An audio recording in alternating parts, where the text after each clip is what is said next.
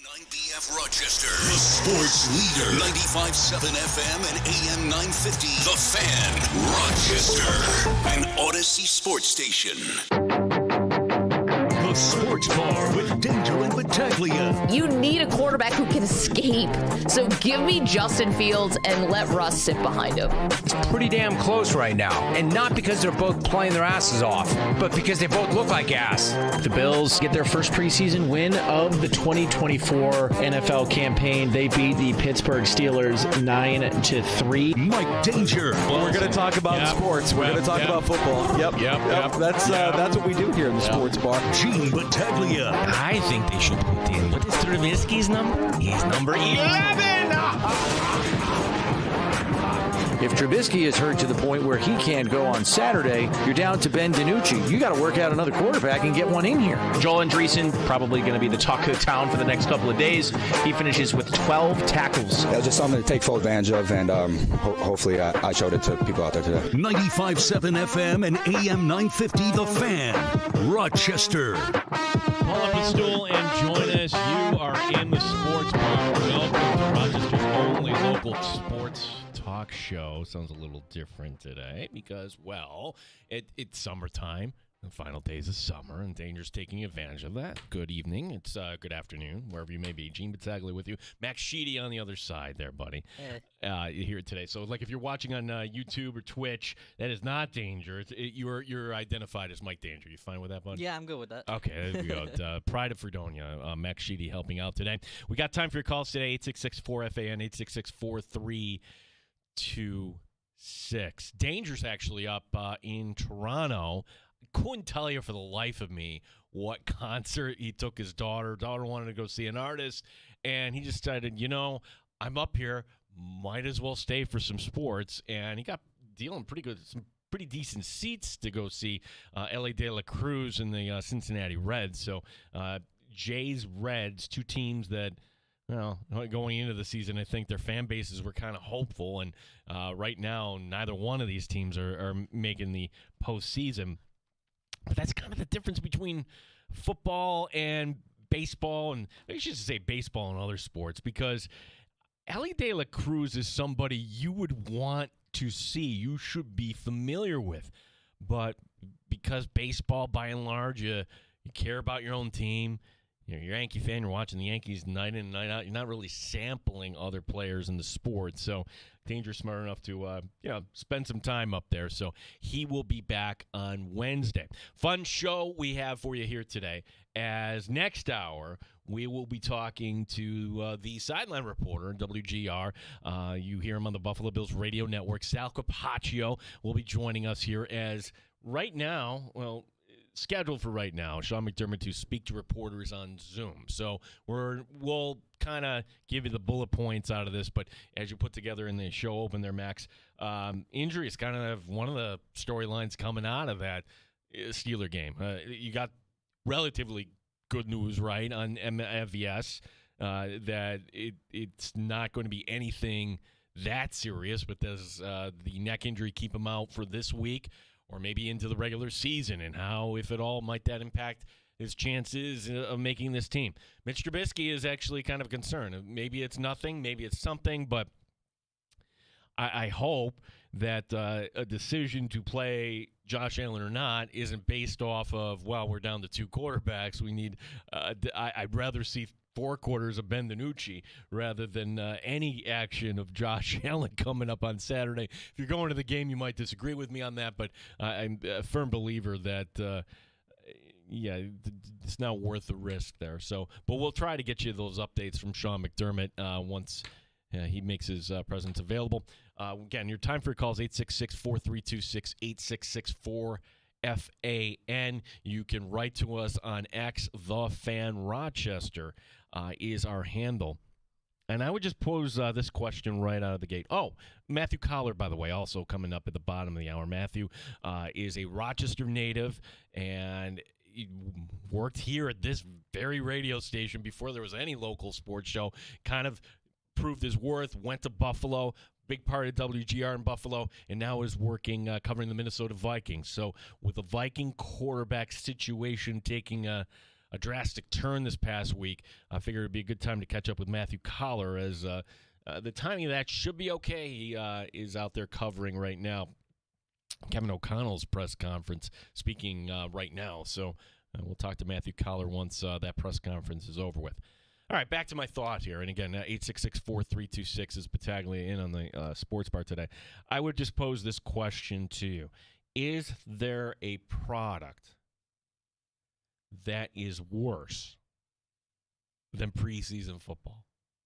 I'm not just talking sports. I'm talking like anything. It is, what is the redeeming value of preseason football? It is an evergreen story, meaning you could have this conversation 40 years ago, and 40 years from now, if they're still playing preseason football, we'd all be rolling our eyes here. So the NFL is kind of smart in saying, hey, we'll kind of bump up the regular season to 18 games and take away a preseason game. Us as fans wouldn't care anything about that.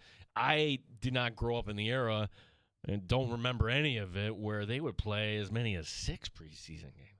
Like, what on earth? Why would you do that? Well, different world where these guys, some of them had off-season jobs, and once the season was over in December, you go to your off-season home, and you're not working out as you should, and really training camp, the preseason was just to whip you back into shape. Well, now, today, in 2024, these guys are in tip-top shape. It's a major story when one of them shows up and they're not. I mean, the last guy that we encountered was Kelvin Benjamin, maybe. But the point being that preseason now is, well, it's just another way to kind of evaluate, but you can kind of do that in other ways. This was just watching that whole game on Saturday night. I mean, we could talk about the positives, and we will, certainly when we talk to Sal Capaccio next hour. Joe Andreessen, I didn't think that he was going to be anything more than just a guy they brought in, feel-good story. All right, Bernard, they're not going to put out there on the wet field. Let's put in Andreessen, and lo and behold, he's lateral. He's making plays. He's tackling. He's doing the things he should. He's doing this against the first-string Steeler offense. So now does that give you kind of pause, like, that looked a little different? That was fun. Seeing Greg Rousseau toss away the left tackle like he was a rag doll, and Greg Rousseau with 2 sacks. Okay, that was fun. Ray Davis, great kind of vision there. There were things to like in the game, but overall, you're not going to watch a 9-3 game if you don't have to. I mean, if you were a Bills fan, you are a true Bills fan if you stuck through that watching a 9-3 game, for crying out loud. You compare it to other sports, preseason football, compared to, say, spring training. What they do in baseball, not selling you preseason baseball. They're selling you an actual season, and they kind of partner up with Florida and Arizona. You mean to tell me that these teams actually can't work out in their home cities and play in a dome like in Houston or where? No, they just want to go away and help the tourism in Arizona or Florida. And we don't complain about it as fans because, hey, that looks good on TV. And, hey, when you go down, it's just good to be outside. We're not at that point.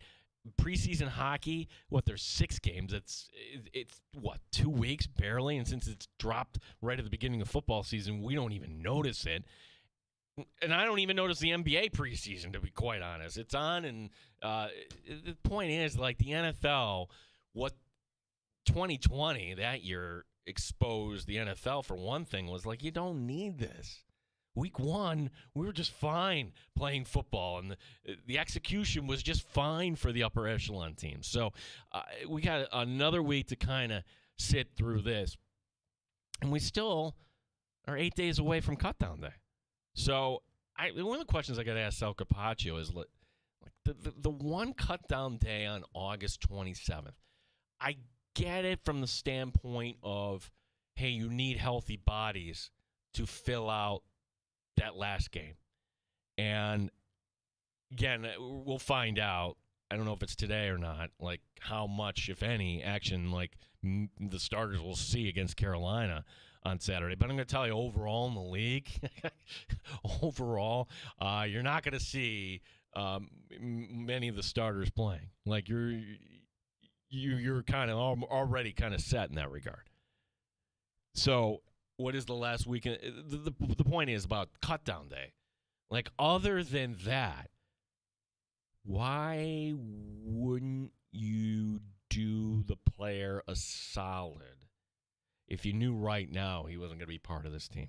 It just seems like every guy that you will see in action in the second half of Bills-Carolina for both teams will not be making that team, with the exception of, some special teams guys, certainly. But if you see a player on the field in the third quarter, you should say to yourself, that doesn't look that good.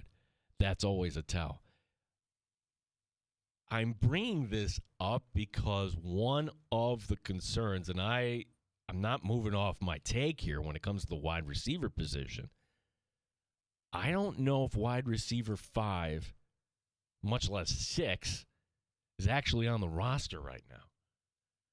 Like, MVS getting dinged, and certainly that, it's good news that it's not a season-ending injury. I mean, being carted off, not a good thing, but has Tyrell Shavers impressed? Heck, Kansas City Twitter was even having fun with our guy Keon Coleman. Look, it would have been a tough catch, mind you, but Keon Coleman's preseason hasn't been all that great either. Your wide receivers right now for Buffalo, Shakir I think, a true number one. I feel like I'm alone on that. And then you have Curtis Samuel, who is more than a gadget guy. The Bills will use him. He'll have his best season, I'm sure. Then after that, Coleman, you're hoping. Mac Hollins, an interesting story, but if this team were loaded, would he actually be making this team? And then what after that? Nobody's really stepped up. Usually the wide receiver, that's where you kind of get your Camp Darlings. You get your Brandon Rileys. You get some of those guys. Your Des Bryants. Some of these names from yesteryear. George Wilson before he became a safety. It's still a position where I think Brandon Beane and his pro personnel staff will go and look at the waiver wire and they'll decide, look who's out there right now. Maybe we should actually go get player X. Now, some of this has been going on in the league, bringing up the question of New England and the Patriots releasing Juju Smith-Schuster this past week. Should the Bills bring in somebody like that? I would much rather have the Bills actually wait to see who got cut around the league and see if there's somebody that you can bring back in.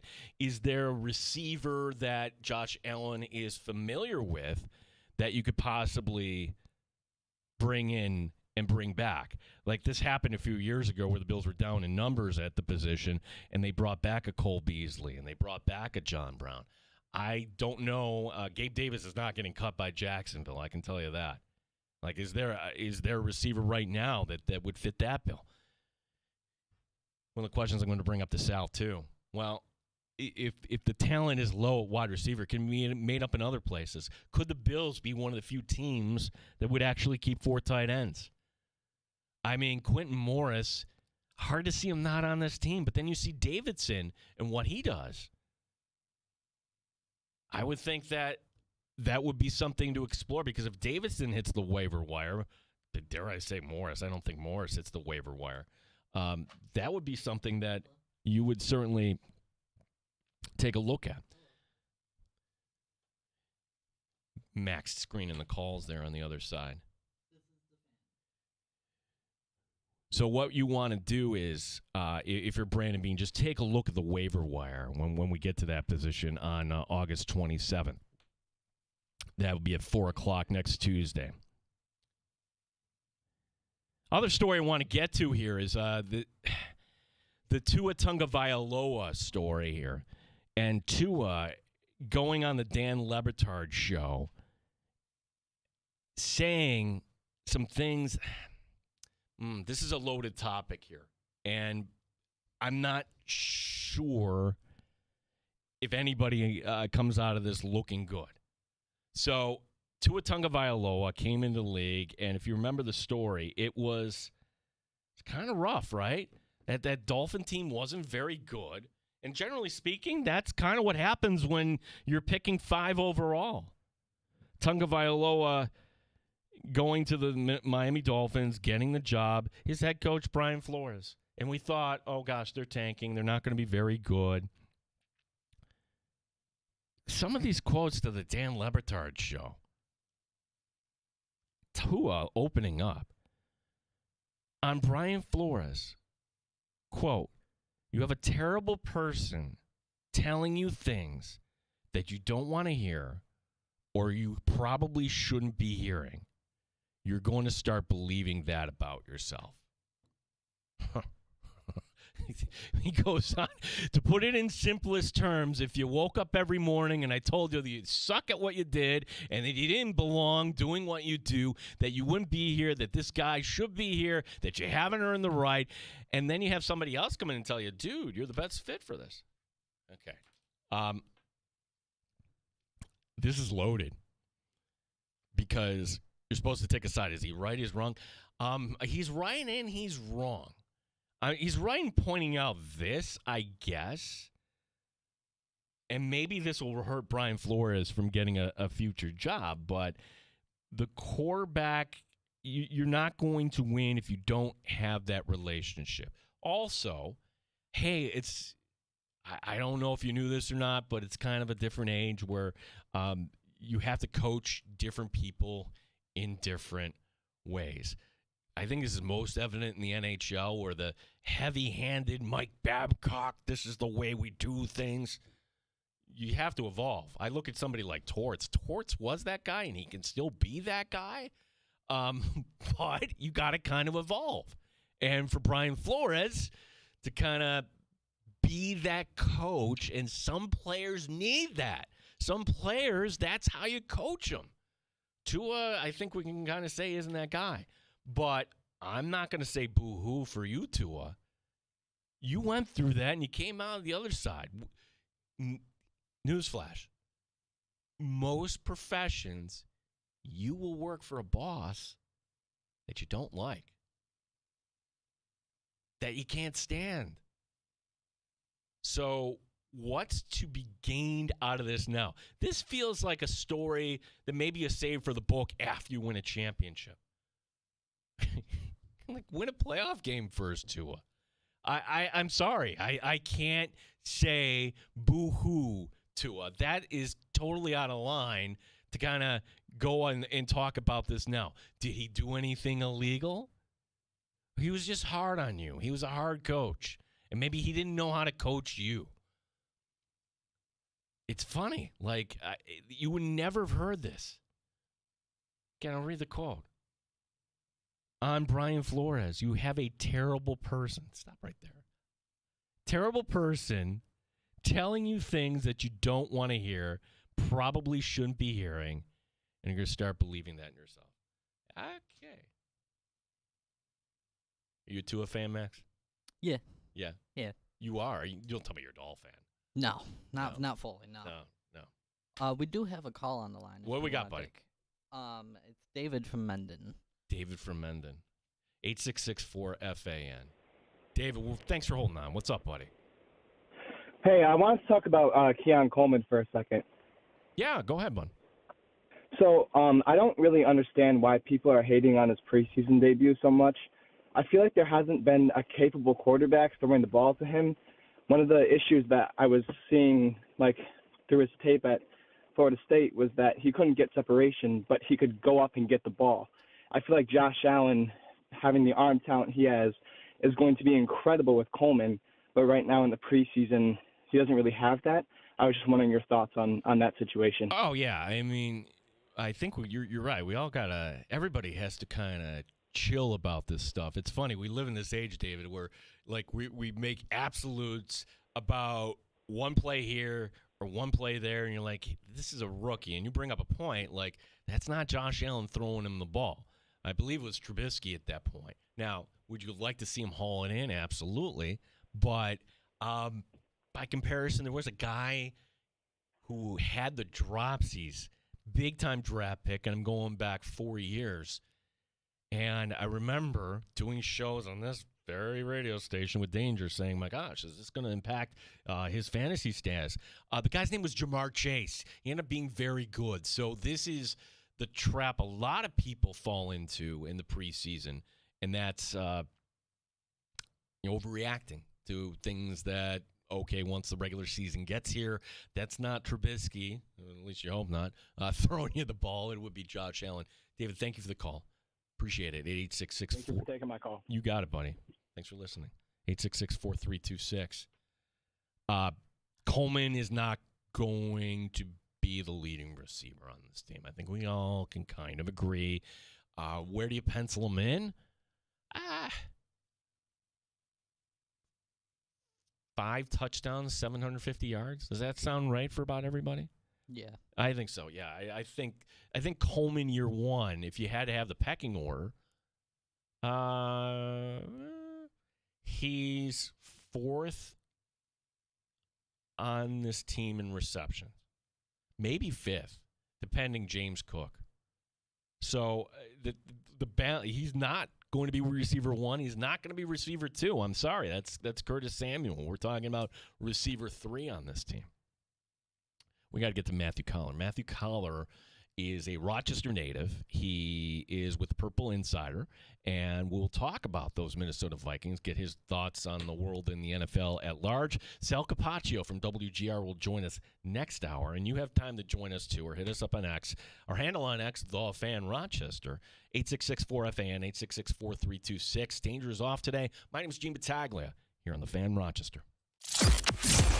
You're listening.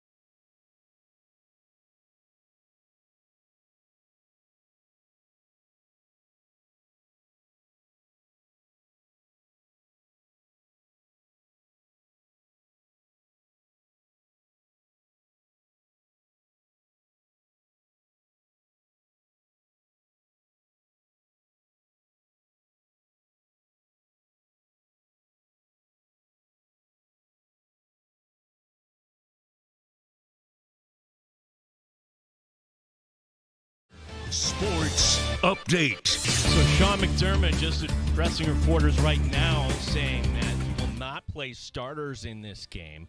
Also, Sal Capaccio reporting, this from the press conference, Mitch Trubisky, MVS, and Quentin Morris will be out multiple weeks. Curtis Samuel, DeMar Hamlin, Braylon Spector week to week.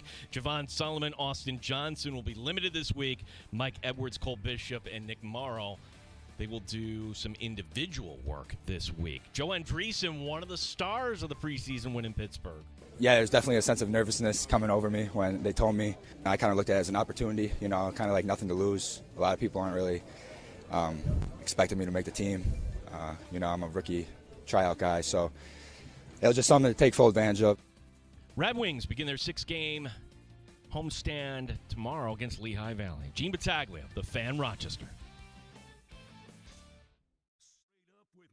Chaser, you're in the sports bar with Danger and Battaglia on the Sports Leader, 95.7 FM and AM 950 The Fan, Rochester. And welcome back in. Gene Battaglia with you and joining us on the phone today. I'm proud to say he's one of us, Rochester native. Heck, he was on these airwaves back 2000, was it 09 or 2010? You're getting old, Matthew. But not as old as me. How are you? Matthew Collar, the Purple Insider, joining us from Minnesota. How are you today, Matthew? It was probably the last time the Sabres were in the playoffs, which was many, many moons ago. But I'll tell you, I still say Rochester with that grind in the R, no matter how far and long I've been away from home. So I'm doing great. Stuff keeps happening to the team I cover here in Minnesota. I can't go a single day. Just today, I'm getting up, looking at the old Twitter. What's going on? Oh, a quarterback from the Dolphins decided to absolutely hammer the Vikings defensive coordinator. I'm sure that won't be a thing. It's a thing. So here we are. That's where we're at. That's the latest. But there's been a long string of stuff going on throughout training camp. Yeah, I mean, we were talking about this before you came on. I'd love to kind of get your perspective on that because this was Tua Tagovailoa on the Le Batard show. And in these comments, sure, it brings up a point that maybe you got to coach different players different ways. There's different personality types. But I think that the takeaway is why now? Why do you have this axe to grind now? To me, it just I don't think if I'm Tua, I would have gone there. Not at this point, at least. I think it's because he's good now, and then he had led one of the best offenses in the NFL last year, and now he can look back and say, hey, I was good, man, and you treated me like I was garbage, and that's not fair. And I also think that sometimes guys get into, a setting with a huge show like Le Batard and sometimes say stuff that they don't always necessarily mean, like calling Brian Flores a terrible person. I feel like there's a difference between a coaching style, which is not for everybody. And that's not to downplay how tough that Belichickian style of coaching can be on quarterbacks, but making it personal like that, I wonder if he would take that back the way that he said it. Maybe it was terrible dealing with him as a coach or whatever. It hasn't been my experience here that Brian Flores is a terrible person. It just seems like so far over the top to call somebody that. But I also think it was a very difficult situation at that time. They had something like multiple offensive coordinators. The owner was trying to get Brian Flores to tank and lose on purpose right before Tua got there. And also Flores had gone from linebackers coach to head coach, which is not always easy, but had never dealt with the quarterback side of it and had only seen the way Belichick coached Tom Brady, which I imagine was unbelievably hard coaching because the standard was a Super Bowl and it was not a developmental environment with Belichick and Tom Brady. I think you could understand where some first-time head coaches would have problems adjusting to that. And, there really is, in general, no more important relationship than the head coach and the quarterback.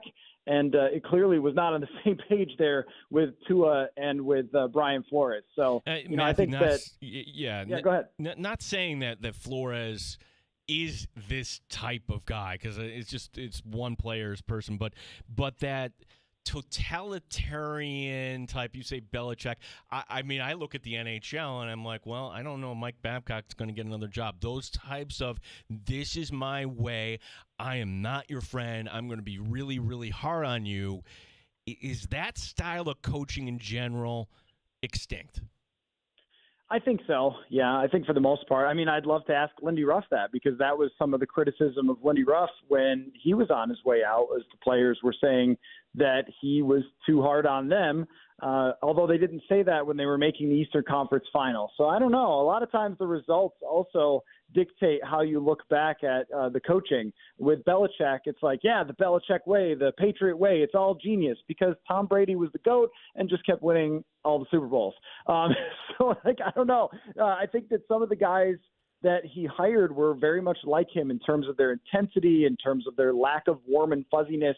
But I do think that that style has changed. Players have a lot more power overall, and also, too, it's just smarter. I mean, the way that Kevin O'Connell goes about coaching J.J. McCarthy is to try to give him the utmost confidence and really focus on his belief in himself and his development and their connection, and that's the way they're going to do it in order to get the most out of J.J. McCarthy. I saw it work with Kirk Cousins.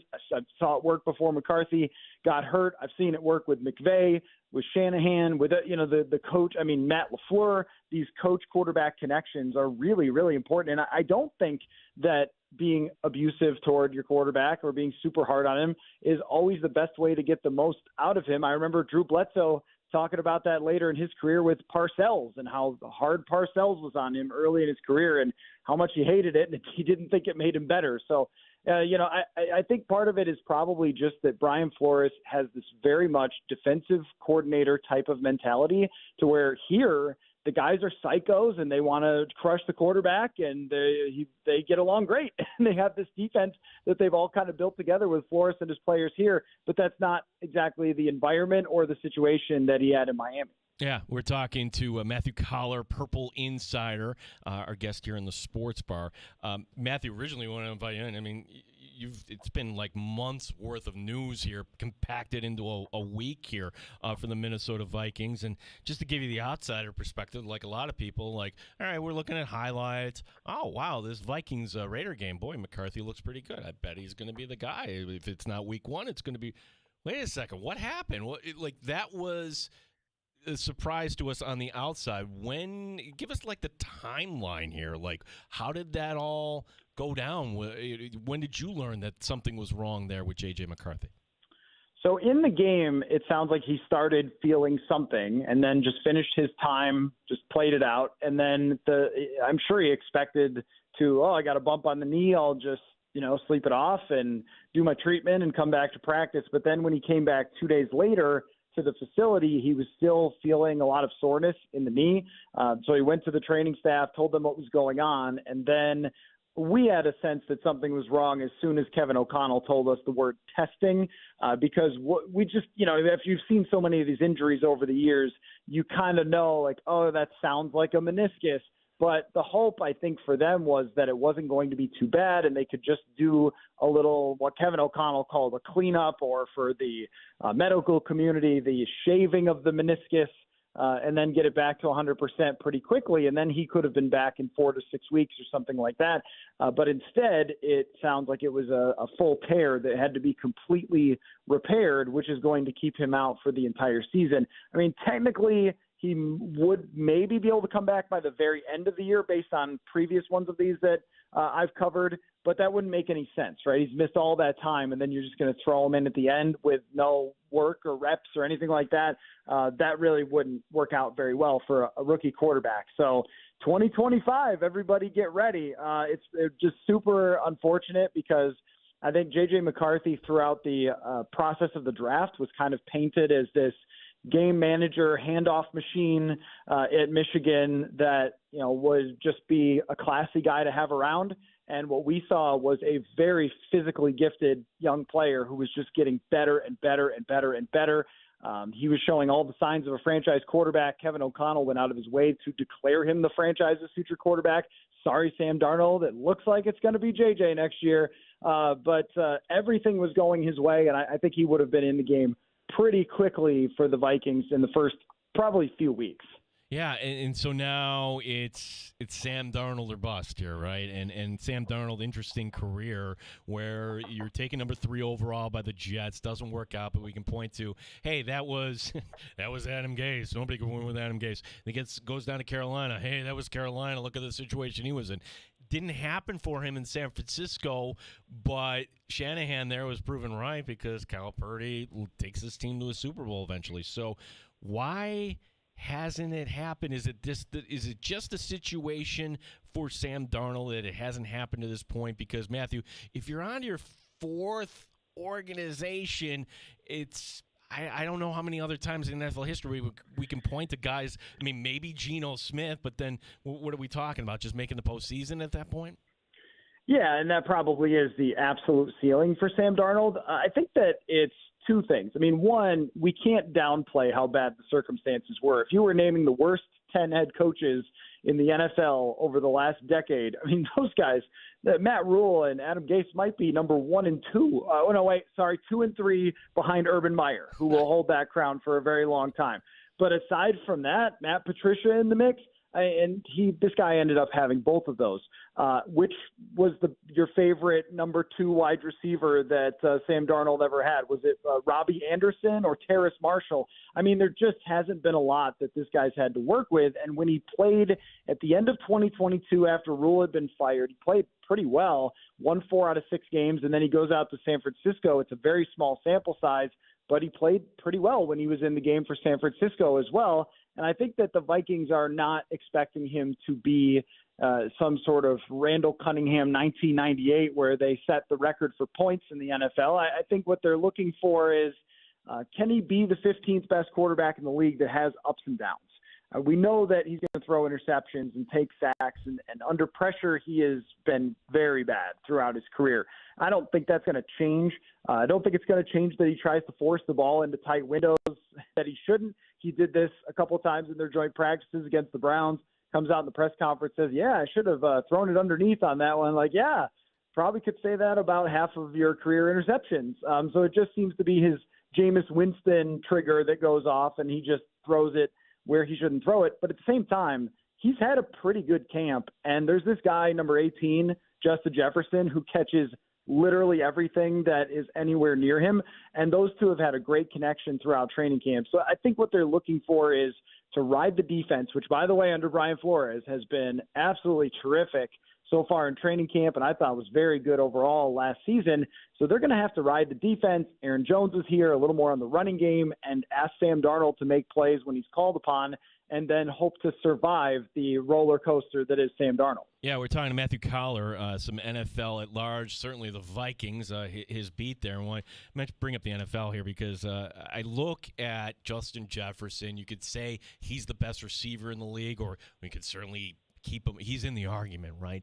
But what the Vikings did, Matthew, I thought that was very smart was, hey, it's better to take care of your guy now because the next guy up, when you look at what the Vikings did in relation to what's going on in Dallas or what's going on in Cincinnati, certainly I think they got it right here with Jefferson.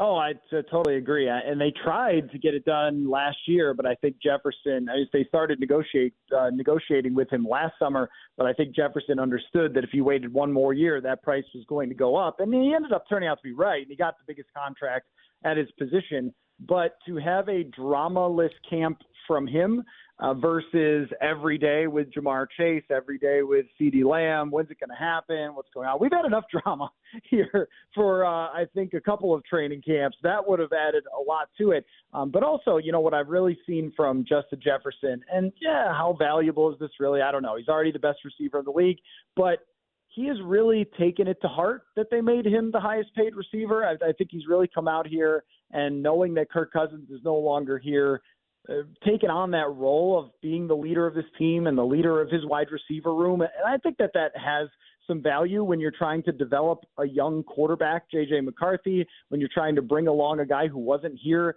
last year in Sam Darnold. So it meant a lot from that perspective. It meant a lot to have him out here at practice, but also you're right that the longer you go on, the more that price goes up. And I think once some other deals are signed, it's going to look pretty reasonable considering how good this guy is. And when you look at the actual salary cap hits year after year, there's a couple of years where it's pretty reasonable before this thing really makes a big difference. And I'm sure Amazon is going to buy packages of 50 more games that are going to send the salary cap skyrocketing anyway. So every time there's always sticker shock when a guy signs a deal like that. But for Justin Jefferson and how much he drives this offense and how much J.J. McCarthy is going to rely on him through his first couple of years once he's ready to go, I think it's a steal of a deal to have Justin Jefferson under contract long term. Yeah, I look at the guy opposite of him, and from the outside, it's a bit of an enigma. Like Jordan Addison, like what we saw on the field last year, like wow, that could be something. But then we read these stories off the field, and then I guess I'll start the question by here. Like you saw him being carted off, so where do things stand right now with Addison health wise, Matthew? So Kevin O'Connell said that they don't believe it's a major injury for Jordan Addison, which I interpret to mean that he should be ready to go week one. I expect him to be. And he's had a great camp. He had a great camp last year. He had a great season last year. He is tremendously talented as a route runner. He understands the game. He added some weight this year, added some elements to his game. He's great at going up and getting the ball, the catches that you don't think that he can make. He's just got tremendous hands. I mean, this is your perfect number 2 kind of wide receiver. It's not quite Moss and Carter, but there's a little bit of that with Jefferson and Addison, and they need him to be a major part of the future. But every time there's a little time away from, the practice facility, you do have to wonder at this point with Jordan Addison. And I question the way that the Vikings handled it. They just threw him right back out there, first team reps, and no message sent whatsoever. Maybe there was a fine behind the scenes, but to me that wasn't enough. And we'll see what the NFL decides to do. He's got a court date in October, and the NFL has usually waited until these things are resolved by the courts to hand down a ruling. This might be a year where they hope they hand down the ruling in December or something as they're going down the stretch, not in the playoffs, and then next year he could play the full season. But we never really know where the wheel of justice is going to land when Roger Goodell spins it. So I guess we'll find out. The expectation is that at some point he'll probably end up with a 3-game suspension. But that means nothing in comparison to the bigger picture here, which is one incident is a little immaturity. 2 incidents is a trend. And now I think they have to be concerned about him, his behavior behind the wheel and just his decision-making off the field. Yeah. 22 years old, make better decisions. This is a Viking roster that has some ex-Bills on it. Brandon Powell, certainly we know Harrison Phillips. One guy I want to ask about, Trent Sherfield. Does Trent Sherfield make the Vikings' final 53? So I was just working on my 53-man projection today. Very exciting times. And, Trent Sherfield's one of the hardest ones to figure out because they've had a couple guys really have good training camps that no one's ever heard of. Tristan Jackson, Jalen Naylor, these guys have been pretty good for them. And I think they would have to keep 6 wide receivers to keep Sherfield. But at the same time, he does bring something a little different, which is kind of this toughness element, a little bit of yards after catch type of guy. He can run block pretty well. I could see him being liked by a team that runs 11 personnel all the time with 3 wide receivers and tries to run out of those personnel packages, that maybe having Sherfield on the field would help them a little bit with their blocking. But he's in a battle with a couple other guys who have made a lot of plays during the preseason, especially Tristan Jackson. If you saw that long touchdown J.J. McCarthy threw down the left sideline, that was to Tristan Jackson. So he's kind of been open all summer long. Sherfield's an interesting guy. I think there's a lot of players like him who are just on the bubble. They can definitely play in the league, but it's all about what ends up happening in your room on the depth chart, and automatically having somebody like Justin Jefferson and Jordan Addison, it's going to be tough to crack that, to be able to move up. So I'm interested to find out. I think he's had a pretty good summer overall. Yeah, I got an eye on that because what's happening out here in Western New York, the bottom end of the Bills' wide receiving room, just not great right now. Now that MVS is out week to week, you have Claypool, he's already been given his release. Some other guys that just haven't stepped up, and I'm just wondering, if he hits the waiver wire, if Sherfield might. I was just curious about that. Matthew Collar, our guest here in the Sports Bar, covering the Minnesota Vikings, the Purple Insider, and we can tell you more about that in a little bit here. Matthew, when you look at the division, and some people will say, and I'll listen to the argument, that the AFC North is the best division. And I don't know. I look at the NFC North, and I'm like, well, maybe I'm drinking the Chicago Kool-Aid a little bit too much, but certainly Detroit is good. Certainly Green Bay is a contender. And gosh, if your last place team is Minnesota or Chicago, like what is a realistic expectation for the Vikings here in 2024? I think that for both Minnesota and Chicago, it's probably just being in that conversation in the last week. Normally, I make fun of teams being in the hunt graphic because that means your season is pretty much over, even if you make the 7 seed.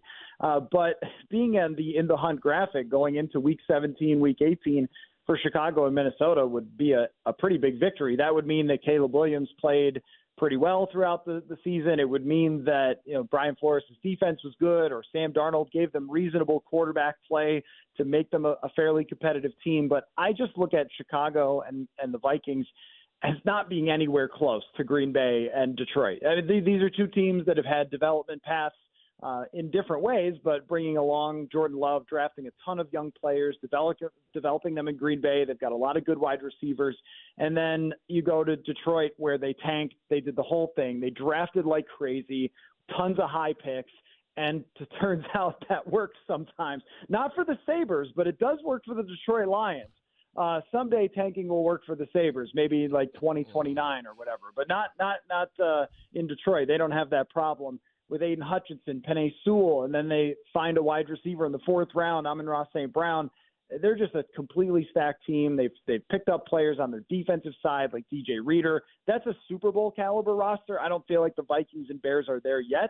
It's a year away, I think, for them. So I think what the Bears and Vikings are hoping for is signs by the end of the season that you're up next to really compete with those teams that are at the top. Yeah, I agree with what you're saying, which I thought it was curious. Actually, it's good for Viking fans because I think this guy has a little bit left in Stephon Gilmore. Like, what went into that signing? Because I would have liked to see him go back to Buffalo maybe, but he's going to get an opportunity, I would assume, to be the starting corner there in Minnesota, correct?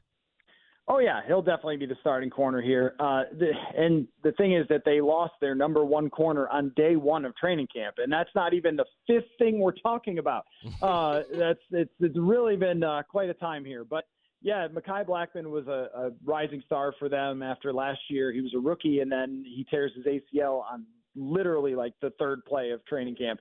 So Stephon Gilmore fits into that role right away. And I think it has to do a lot with the fact that Brian Flores' defense is just legit. I mean, they spent a lot of money on it. They went and got Jonathan Grenard, Andrew Van Ginkel, who you guys know is a great player. Blake Cashman is a linebacker that is from Minnesota. He's one of us, as they say here, but he's also extremely good and has developed over a couple of years.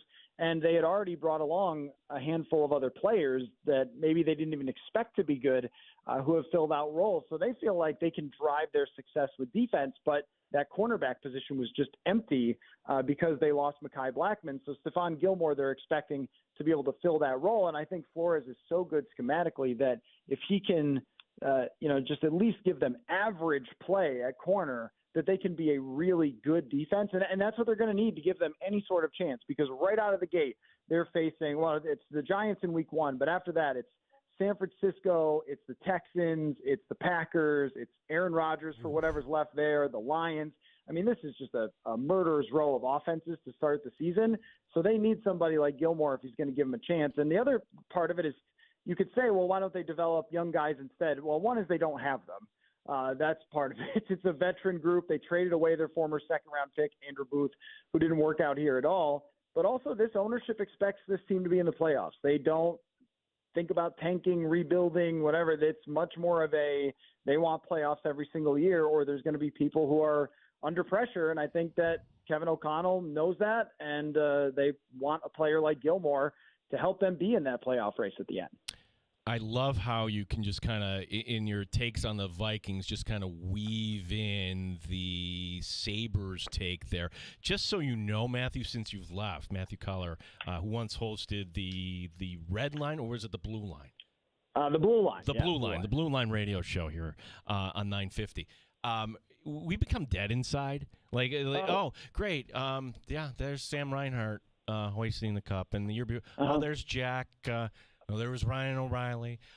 So kind of based on this pattern, I can tell you exactly who's going to win the cup this year. It's going to be Colorado and Casey Middlestad. But now this is how, Casey Middlestad joined the team after you had left, Matt.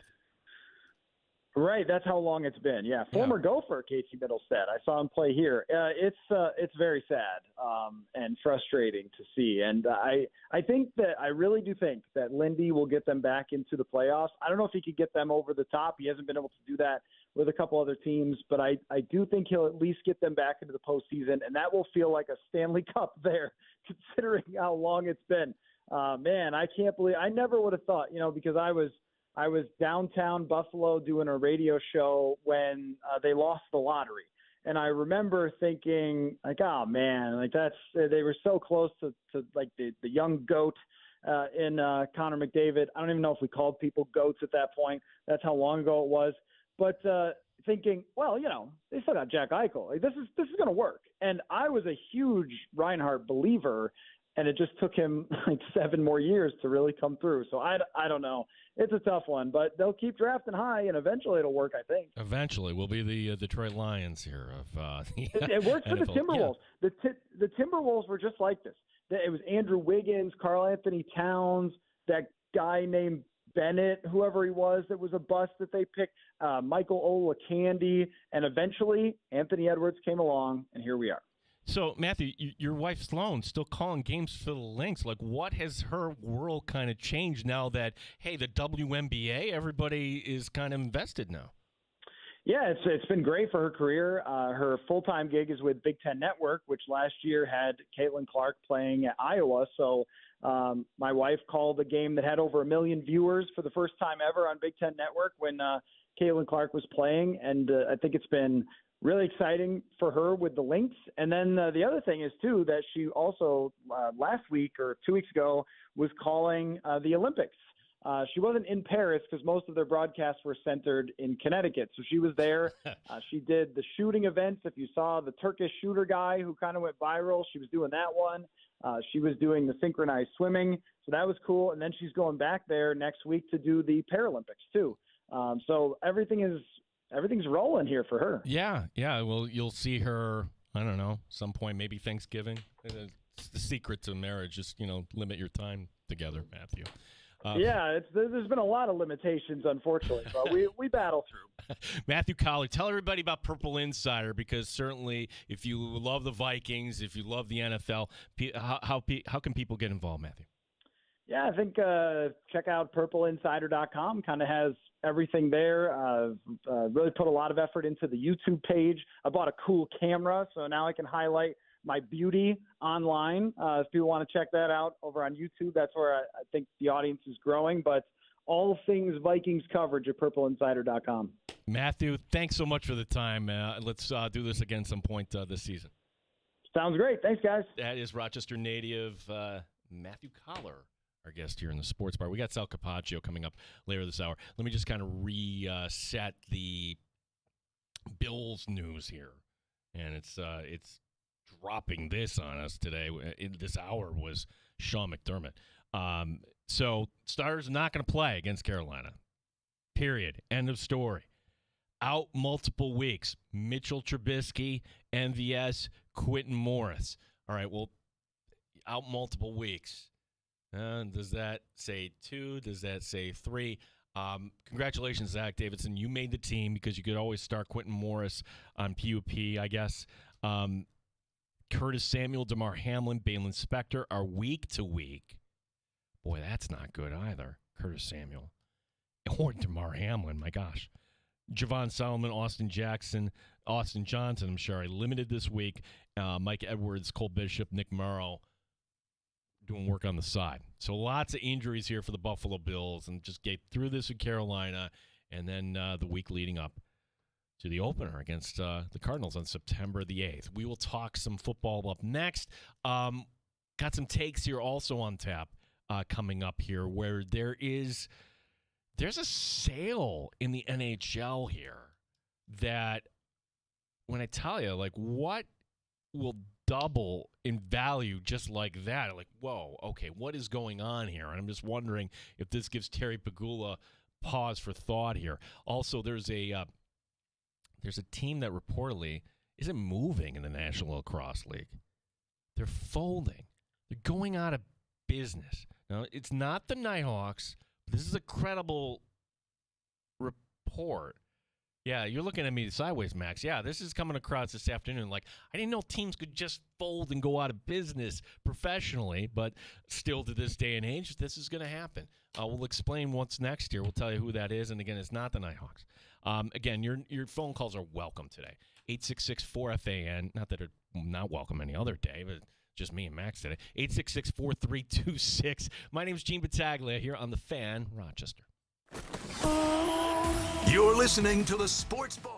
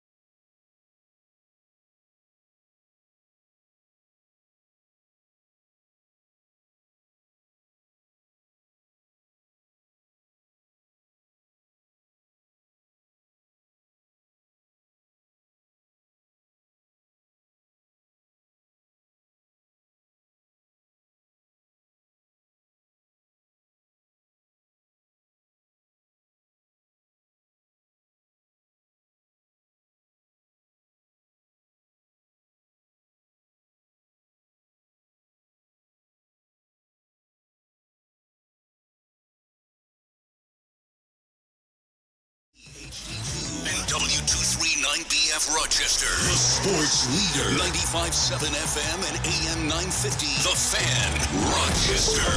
An Odyssey sports station. The Fan, Rochester. Sports update.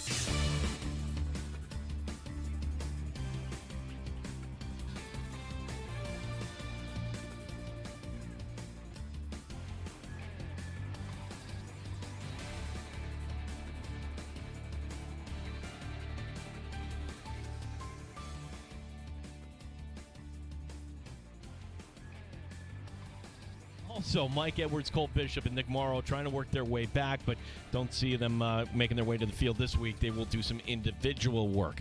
Rochester Red Wings had their 6-game winning streak snap last night. Rochester beginning a series at Lehigh Valley beginning tomorrow. Rather light night in the major leagues tonight. The Mets hosting the Orioles, the Jays at home against Cincinnati. Gene Battaglia, the sports leader, 95.7 FM and AM 950, The Fan, Rochester.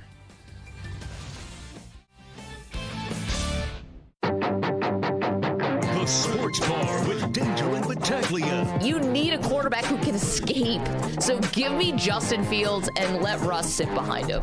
It's pretty damn close right now. And not because they're both playing their asses off, but because they both look like ass. The Bills get their first preseason win of the 2024 NFL campaign. They beat the Pittsburgh Steelers 9-3. Mike Danger. We're going to talk about sports. We're going to talk about football. Yep. That's what we do here in the Sports Bar. Gene Battaglia. I think they should put in, what is Trubisky's number? He's number 11! If Trubisky is hurt to the point where he can't go on Saturday, you're down to Ben DiNucci. You got to work out another quarterback and get one in here. Joel Andreessen probably going to be the talk of the town for the next couple of days. He finishes with 12 tackles. That was just something to take full advantage of, and hopefully I showed it to people out there today. 95.7 FM and AM 950 The Fan, Rochester. You say it, and then you can kind of also add up. All right, so Josh Allen, the rest of the starters not seeing action. Mitchell Trubisky out multiple weeks. That leaves just one quarterback on the roster. But we don't have to worry about Ben DiNucci. Max Sheedy today producing. Why Max? Why? Why don't we have to worry about Ben DiNucci? Because he's Italian. He's Italian. Max. Ben DiNucci is going to be just fine against the Panthers on Saturday. Welcome back to the Sports Bar. As Danger is up in Toronto taking an extra day. He's actually going to the Jays game tonight. Kind of jealous.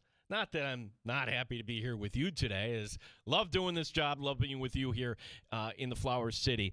Phone number 585-866-4FAN, 866-4326. You can hit us up on X, The Fan Rochester. There was one player in that long injury list that I just kind of skipped over. So we mentioned Trubisky, Marquez Valdez-Scantling out multiple weeks, as is Quentin Morris.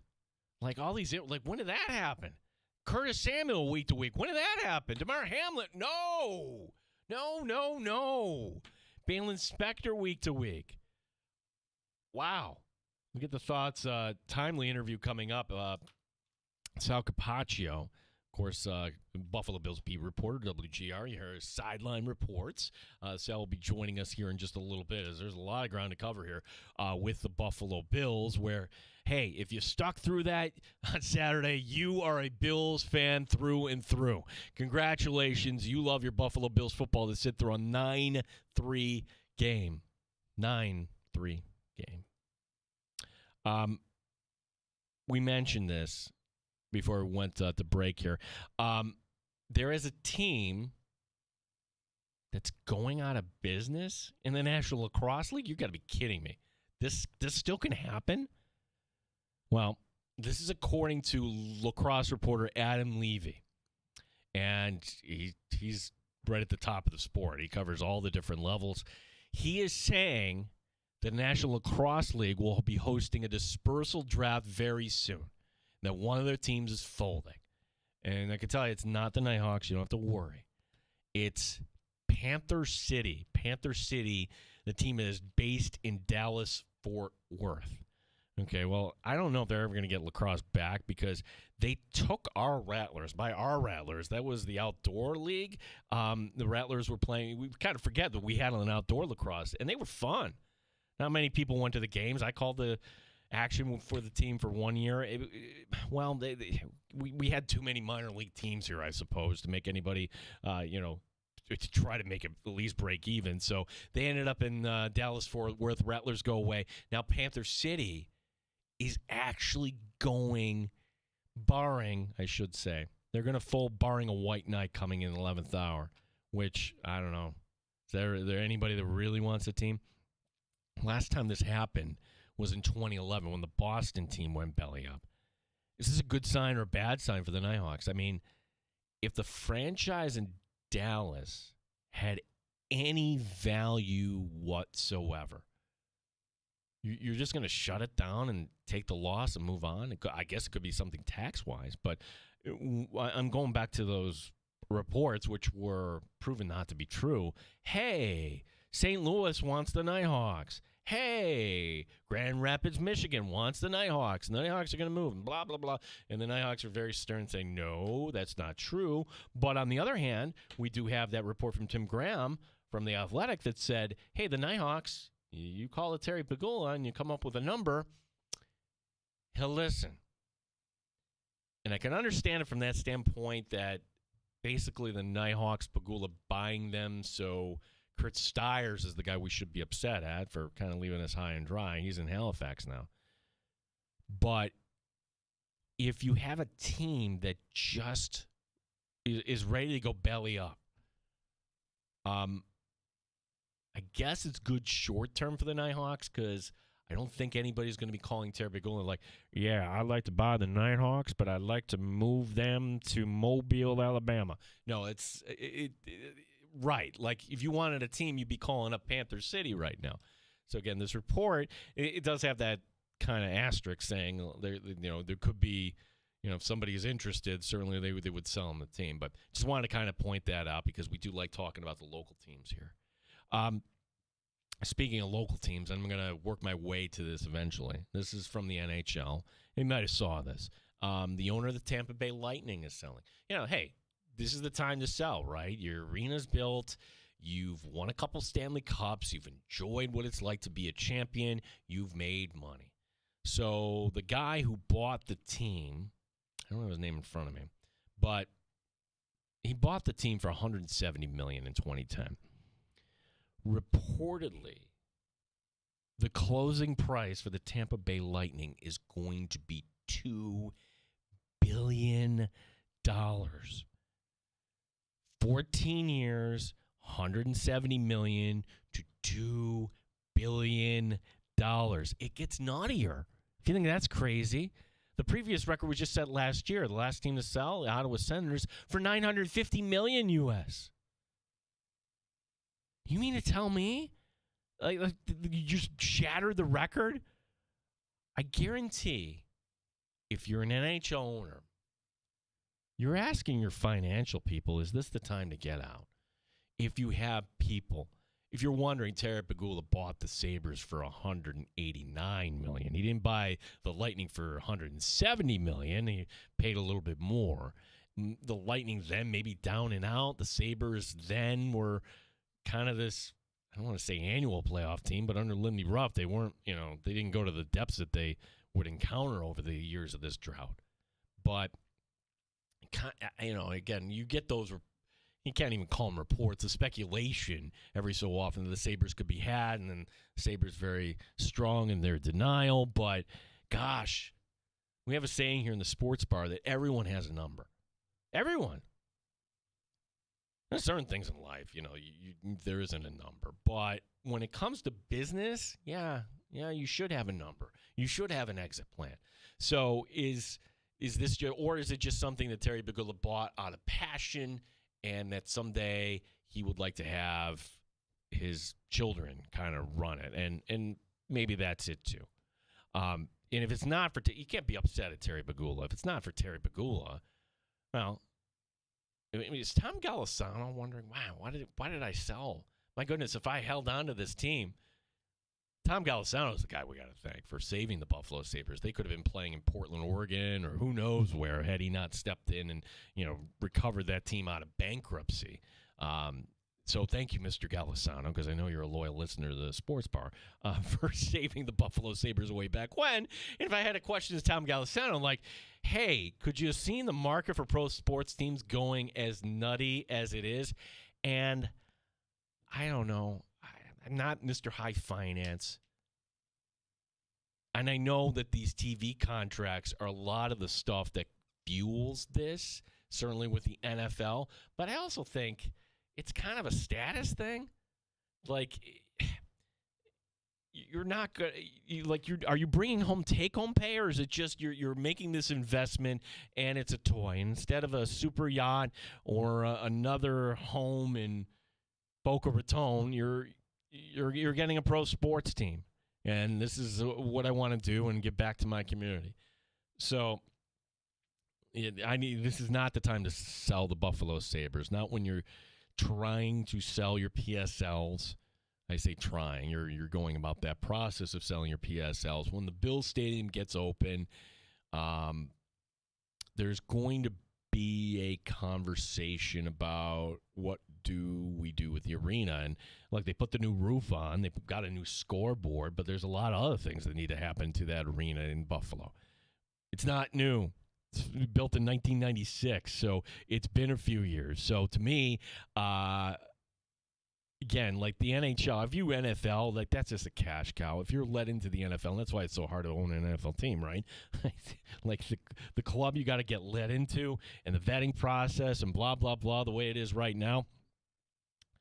I don't know if they have that same sort of stringent vetting process in the NHL, but the idea that the Tampa Bay Lightning, I'm rounding up here, it's not exactly $2 billion, but it's awfully darn close. The idea that the Tampa Bay Lightning are going to go for the same price, essentially,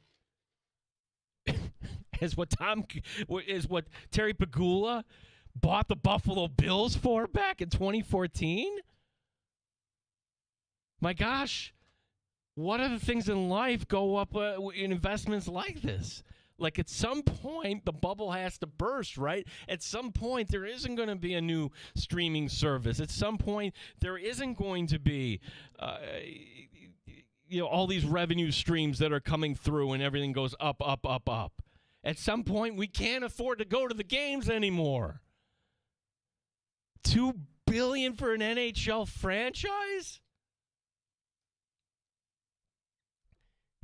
I had this, silly dream that Rochester could be a major league city, and maybe that's because I grew up here and I remember the Lancers of the 1970s, and that was a major league.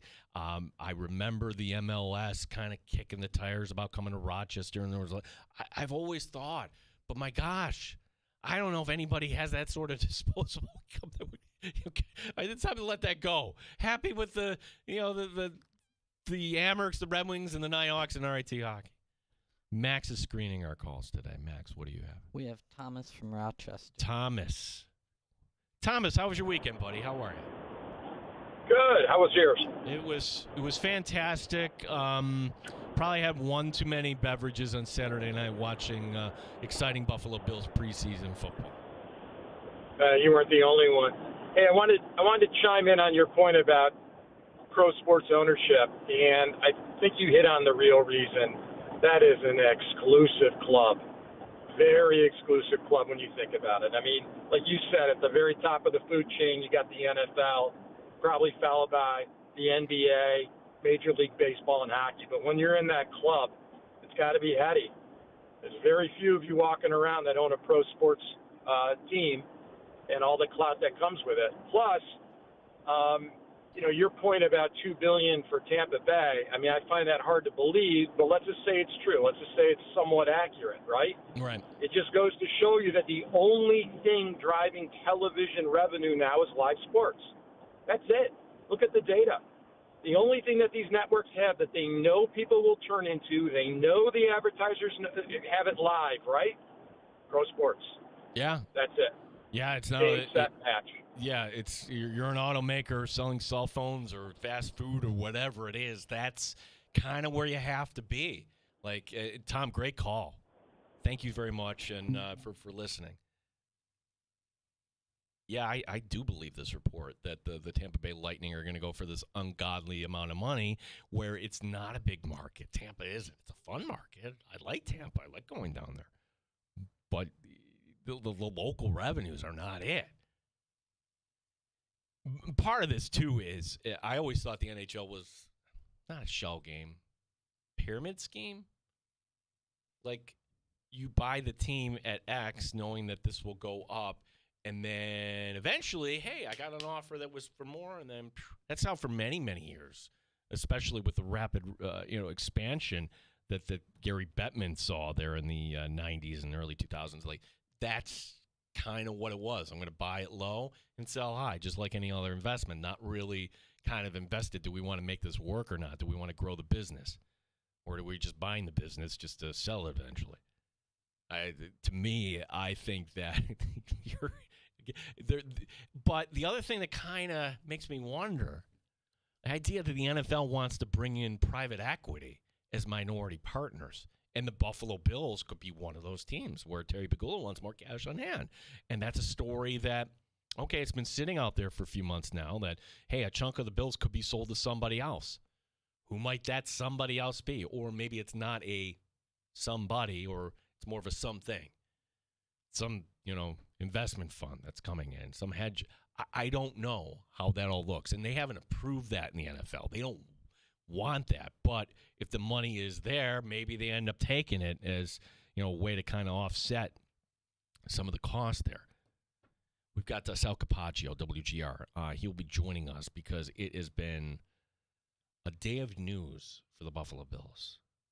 Mitch Trubisky, MVS, Quentin Morris, all out multiple weeks. That's not good. We'll get the rundown from Sal coming up here. And then, gosh, is anybody worth anything going to be playing in that Carolina game? 866-4FAN, 866-4326. It's the Sports Bar. Danger's back on Wednesday. My name is Gene Battaglia, along with Max Sheedy here on the Fan Rochester.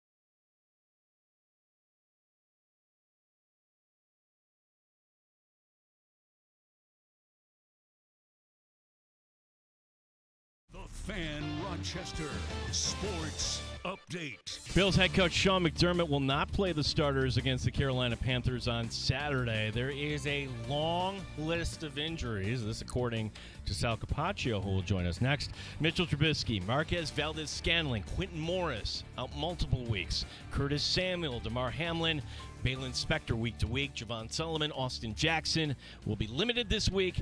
Mike Edwards, Cole Bishop, Nick Morrow will do some walkthrough work and individual work as well. Bills and Panthers coming up on Saturday. Again, we'll talk to Sal coming up next year in the Sports Bar. The Rochester Red Wings had their 6-game winning streak snapped yesterday. Wings beginning a series at Lehigh Valley tomorrow. The Mets entertaining the Orioles tonight. The Jays are home against Cincinnati. Gene Battaglia, the sports leader, 95.7 FM and AM 950, The Fan Rochester. Top Shelf Sports Talk. You're hanging out in the Sports Bar with Danger and Battaglia on the Sports Leader, 95.7 FM and AM 950, The Fan, Rochester. Certainly, injuries are not the fun part of football here, but happy to be joined by the sideline reporter. He hears reports on WGR, hosts the Extra Point Show, a lot going on, Sal Capaccio. And Sal, I think when you read this list here, I guess question number one, thanks for joining us, by the way. I always appreciate your time. Okay, so if Josh Allen isn't going to be playing on Saturday night, and we know Mitchell Trubisky is not available, are the Buffalo Bills then going to bring in another quarterback here? Don't really know. I mean, they could just decide to play, Ben DiNucci all 4 quarters, every snap. And, that's been done before in the final preseason game for some teams. It's not ideal. Obviously still a twisted ankle away from having to make a decision on what else you need to do there and put someone else back there. You need another arm if you can. But in order to do that, you'd have to sign somebody, and that's a roster spot. Now, there's also the possibility if somebody goes on injured reserve anyway, what's going on. You could sign somebody for that final game just to take a couple snaps and hand off. But I think, the option here is for Ben DiNucci, to, possibly go out there and just play every snap and hand the ball off or take 3-step drops to stay out of trouble. Yeah, Sal, this is just a reminder because we remember how this was years ago, but we have the system, and it's been a few years where it's just one cut down day. Out it goes. Next Tuesday, 4 o'clock. And it's funny, before this, like reading about something one of the questions I want to ask Sal today is, why is the system the way it is? Why wouldn't you want to do it? Hey, if you're not going to make the team, let's put you out there now, so maybe some other team might, for instance, if there was a wide receiver out there the Bills might want to bring in that might be cut. But on the other hand, like in the instance of the Buffalo Bills, you actually need to kind of field the team coming up on Saturday. So, I mean, is there any other way that you can kind of balance the two here? Because I understand that you want to field the team, but I certainly would think that some of these players would like to get a start here on whatever's next for them. Well, let me say this. Actually, this change came about a couple of years ago, and the Bills were actually one of the teams that proposed this change to the league and said, we'd like to have only one cut. And the reason is because you need bodies. You need players. Teams like the Bills or anybody were always subject to exposing their more regulars, their starters or their second team, to a third preseason game or fourth, maybe in years past, obviously, when they didn't think it was necessarily, necessary. But there's nothing stopping teams from cutting. That's the thing about it, Gene, which is there's one cut down day, but you can really split it. Any team could go to 53 today if they want. Any team could go down to 75 today if they want. All it is now is a mechanism in place that says you can keep your players as long as you want. And yeah, sure, it's more beneficial for the players if they could, hook on with another team, but it also could be more beneficial to stick around with the team they're on because there could be an injury and they win a spot anyway. Yeah, one of the players from Saturday night, and we saw him at camp, thinking that's a nice story. Maybe the guy makes the practice squad. But then you see him doing this well against Pittsburgh's first team. A question about Joe Andreessen. I mean, did that take you by surprise, Sal? I mean, tell us a little bit more about Joe. Do you remember him, coming up, through Buffalo there? I assume he played locally in Section 6 there. Yeah, I actually called a couple of his games when I did play-by-play for Spectrum News on television here in Buffalo. And he played at Lancaster High School. So Joe played at Lancaster High School. He was actually in 2018, he was a finalist for the Trench Trophy Award. That's given annually to the best, get this, offensive or defensive lineman, because the guy played everything around the field. He blocked like 6 kicks as a special teamer and a lineman his senior year of high school at Lancaster. He was put as a Wildcat fullback at Lancaster. He was just an all-around football player. He winds up, but he was never the biggest, the fastest, the strongest, just a really solid football player. Goes to Bryant University in Rhode Island, becomes a second-team All-American, has over 100 tackles. His final year of eligibility, he still had 1 year left. He transferred to the University of Buffalo. He had I think 90 tackles or something last year at Buffalo. I mean, he just showed that he's just around the football. He knows how to get to the football. He gets invited to Bill's rookie minicamp on a tryout basis because of the same thing we were just talking about. You need bodies. So they always have these guys. They usually have like 5, 6 guys on a rookie tryout basis. Well, every once in a while, you'll get a guy to actually sign a contract to join the 90-man roster. Doesn't happen every year. It did this year, and there was like one of those guys, and that was Joe Andreessen. And I'm going to tell you, Brandon Beane's not into just giving roster spots out for feel-good stories. Like, you got to make the 90-man roster for them to think that. And they did, and he did, and they liked him enough that they signed him to a contract. Very nice story. You go to training camp. It's really cool. You see all these, people coming in. Lancaster. I am very good friends with former Lancaster head coach Len Jankowicz, who's in the Greater Buffalo Sports Hall of Fame. I'm very good friends with Eric Rupp, who's the current Lancaster High School coach. I've learned a lot about Joe, his family, and to see this community and how prideful they are and were of him go through this training camp was incredible. And then because of injuries, he gets a chance to start, and he makes 12 tackles, and he looks like that. Guys, it's going from this isn't just a feel-good story anymore about a local kid. This is legitimately a guy that has a chance to make the 53-man roster because of his football play. Yeah, because I think that many of us were thinking, best case scenario, hey, he's going to be on the practice squad. So I don't know, man. I think that what he showed there Saturday night, and that's part of this too, is like you want to have this great practice squad and guys you can call up at any point, but the idea that, and we've seen the Giants take away a receiver, Hodgins, last year. Like, there's been players that get signed off your practice squad. So the idea that Andreessen, I mean, what is the chance though that he actually, that some other team might actually pick him up here if the Bills decided to expose him? Well, that's the good question, right? That's a big question. I mean, did he put enough on film on Saturday where if the Bills say, look, I mean, we really like what you've done. It's a great story, but we got to keep Balen Spector and Nicholas Morrow and Eddie Lafoscio and all these other linebackers we have. We just don't have a spot. And they say, well, we'd love you on the practice squad. Well, you can do that, and that'd be great, except once that they release him, he's subject to waivers. He's a rookie. Once you're in the league after 4 years, you're no longer subject to waivers.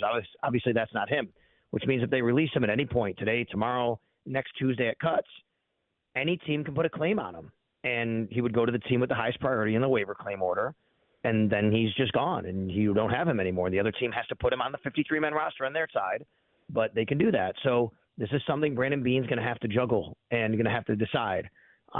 Look, you look at these injuries. You talk about these injuries, and before I came on, and where they are at it right now, where they're at with them right now, and I mean, look, these linebackers. Balen Spector is still week to week. Balen Spector is the backup middle linebacker to Terrell Bernard.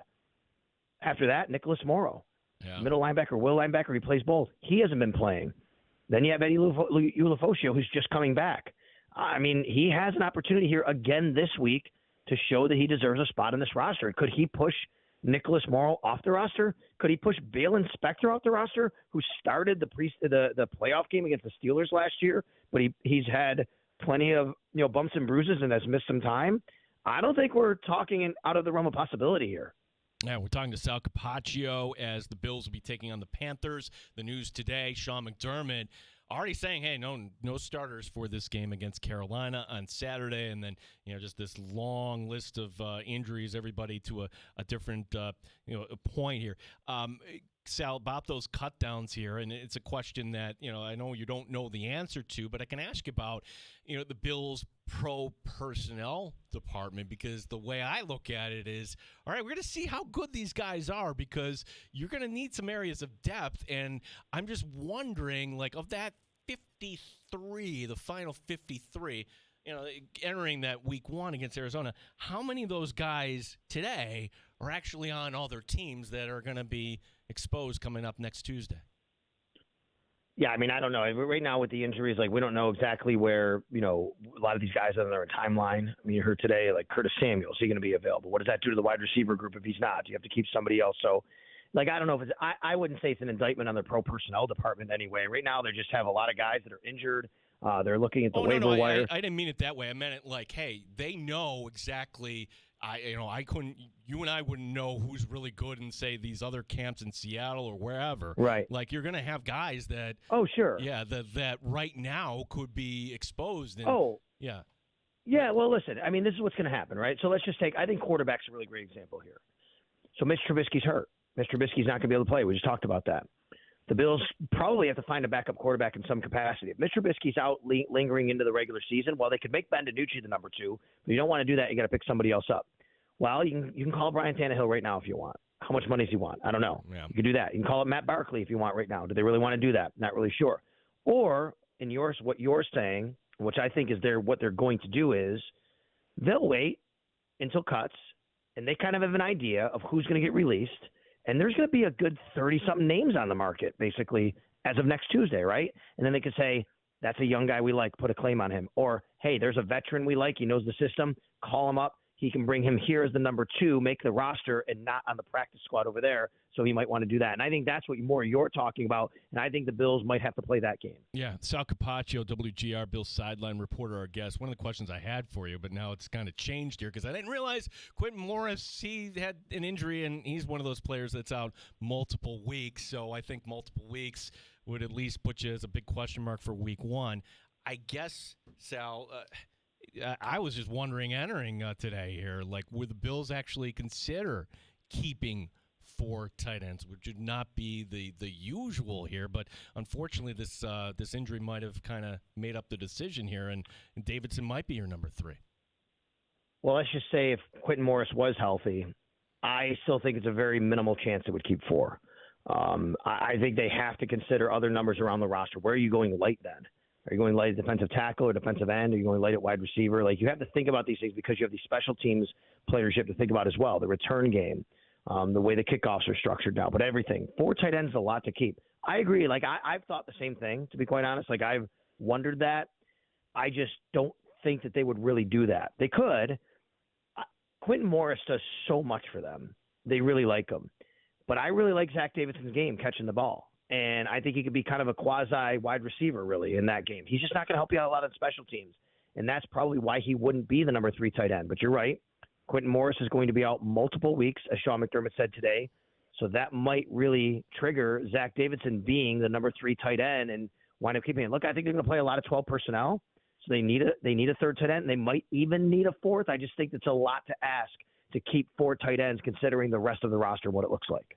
Going back to the Fisher part of this training camp, because technically training camp's still going on, but we last talked, Sal, like the safety position, it's been a big storyline because of these injuries, and maybe Edwards, Bishop, they're working their way back, but now we learn Damar Hamlin, is it? I'm going to ask you the question I'm sure you get asked a lot on your show here, but it's about number 23. I mean, any insight as to where the door remains open or whatever cliche you want to say when it comes to Micah Hyde, because you just look at some of these injuries right now and certainly be nice to have 23 back in that locker room.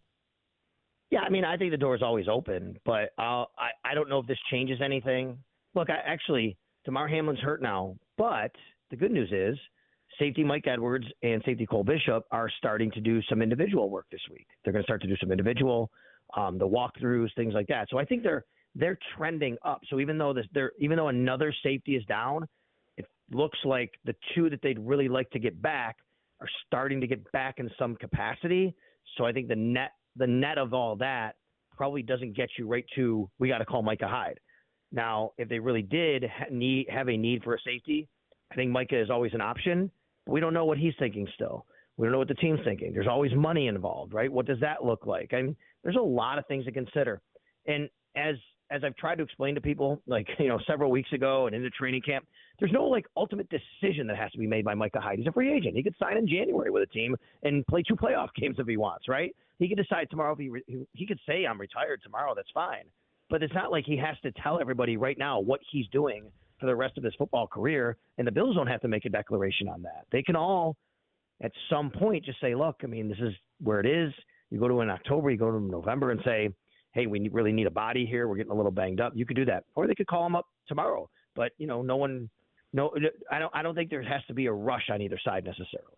Sal, on the website, you do your arrow up, arrow down. One of the guys arrow up. Wanted to get your thoughts on what you saw out of Greg Rousseau. Greg Rousseau, who still is only 24 years old. So, I mean, what you saw Saturday night, and what do you think the ceiling is for Greg Rousseau this year is? I think he can be a Pro Bowl player. I'll stop short of saying all pro. That's really, really lofty. But I think a Pro Bowl level player, not just like a guy that gets called up because of replacement, right? Because 3 other guys couldn't make it. I mean, like literally be voted in and saying that's a guy that is one of the better guys at his position, because he already has a really great base of being a run stopper. And he's already been an effective pass rusher. He's done a nice job. He had 8 sacks a couple of years ago. He has never hit double-digit sacks. But that's the part of his game that if he can step up and do what he did on Saturday night on a pretty regular basis and be like a 10-sack guy in conjunction with what he's doing against the run, I mean, what a big win that would be for the Bills, right? We have so many questions about Von Miller and what he's going to be or not be. Well, what if the question about Von Miller just gets replaced with, oh, my God, you have Greg Rousseau who kind of stepped up and became that guy. Now, Von Miller becomes more of a luxury in that regard, and anything you get from him is a bonus, which would be really big for the Bills. Then you still have A.J. Epinesa. I really like the way Javon Solomon has come along. By the way, he is a little bit banged up now, too. I like Kingsley Jonathan. He had a nice sack the other night. So this collectively could be a group that's pretty good. I've always said the floor of the defensive ends for the Bills is pretty high. It's the ceiling you wonder. But that ceiling for Greg Rousseau could be really, really high looking at what we saw the other night. Now, look, I also say Broderick Jones, first-round pick of a year ago of the Steelers, has not really played as well as Steelers fans would like Broderick Jones to play after being a first-round pick. But Greg Rousseau just destroyed him, I mean, on that rep. That was unbelievable. So you'd love to see a little bit more of that, and we'll see if he can keep it up. Yeah, certainly there is the difference between Pro Bowl and All-Pro. The Bills losing an All-Pro from 2 years ago in Matt Milano. So the question here about Dorian Williams, and is he one of those players, Sal, that you see the physical traits, you see the ability, but maybe it just clicking in, learning the nuances of the position? What is the ceiling for Dorian Williams? What do you see this, how the defense might adjust here as they're going to have to live without Matt Milano until at least December here? So Dorian Williams is a classic see-ball, get-ball linebacker. The guy, he sees where the ball's going, and he flies to it, and he brings a lot to the party when he gets there. The issue with Dorian Williams through his first year has been what happens when there's some misdirection, there's some play action, he has to cover guys in space, and he has to kind of move around and kind of have a lot on his plate to think about. If he doesn't have to and he can just go, he's really great in that regard. But teams are going to use that against him, the second part of what I said, which is, okay, we're going to play action. He's going to have to cover somebody out in the flat, but he's got to be careful where he's going there and this and that and the other thing. That's where the issue comes. But it's only second year. He had to learn all that his first year. Remember Terrell Bernard, his first start in the NFL was against the Jets, filling in for Milano at will linebacker. That's the game that Josh hurt his arm a few years ago. Huh. And it did not go well for Terrell Bernard that game. And people wondered, wow, what do they do here? They've got this guy, and I don't know if he can play. Then they moved to Mike linebacker. A lot of questions. I mean, it takes guys a little bit of time, right? The game for Dorian Williams has to slow down a little bit sometimes. And in fact, I'll say it this way. He has to slow down a little bit. Dorian Williams flies so fast, his biggest strength is used against him, which is he goes too fast sometimes. I really like what he brings. He's a super athletic guy. He's 4'4", right? The combine, I think it was time he ran a 4'4".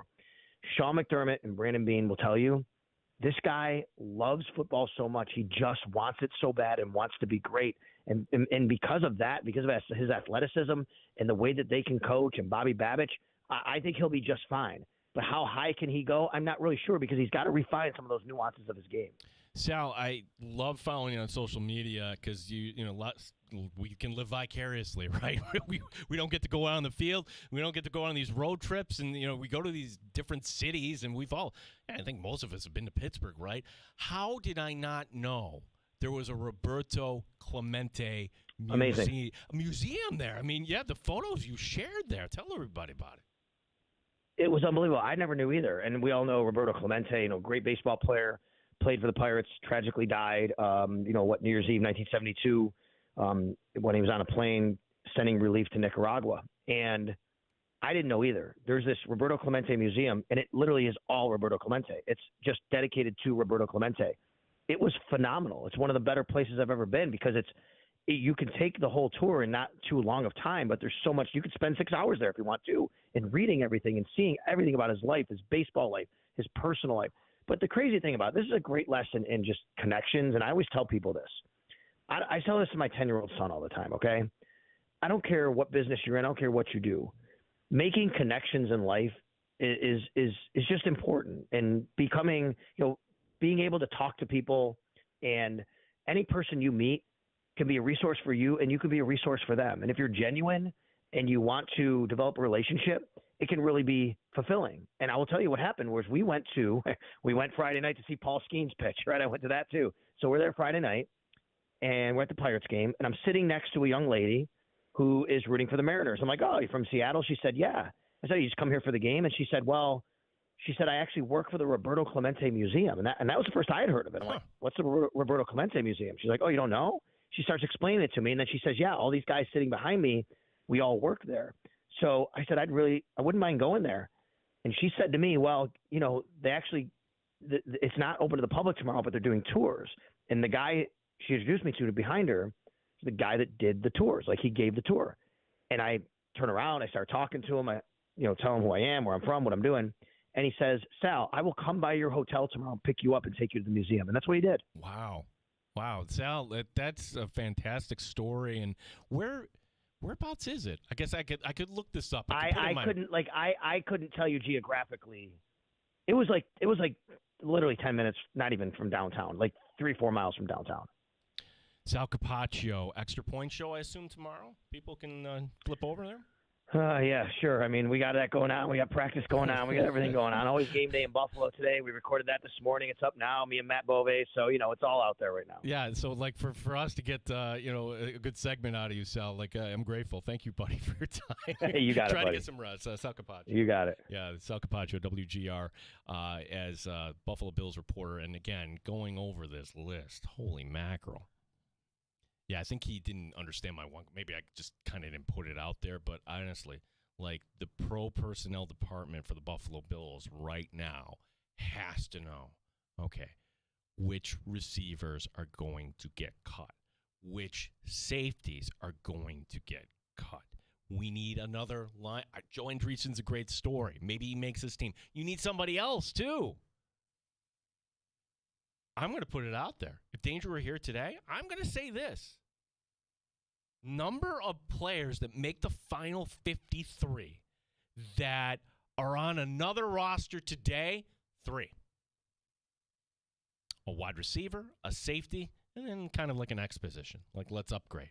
Wow. If the Bills are being honest with themselves, because sometimes it's kind of hard to evaluate, say, offensive line play, and it seems like the Bills have a good offensive line. Sometimes the safety is kind of hard to evaluate.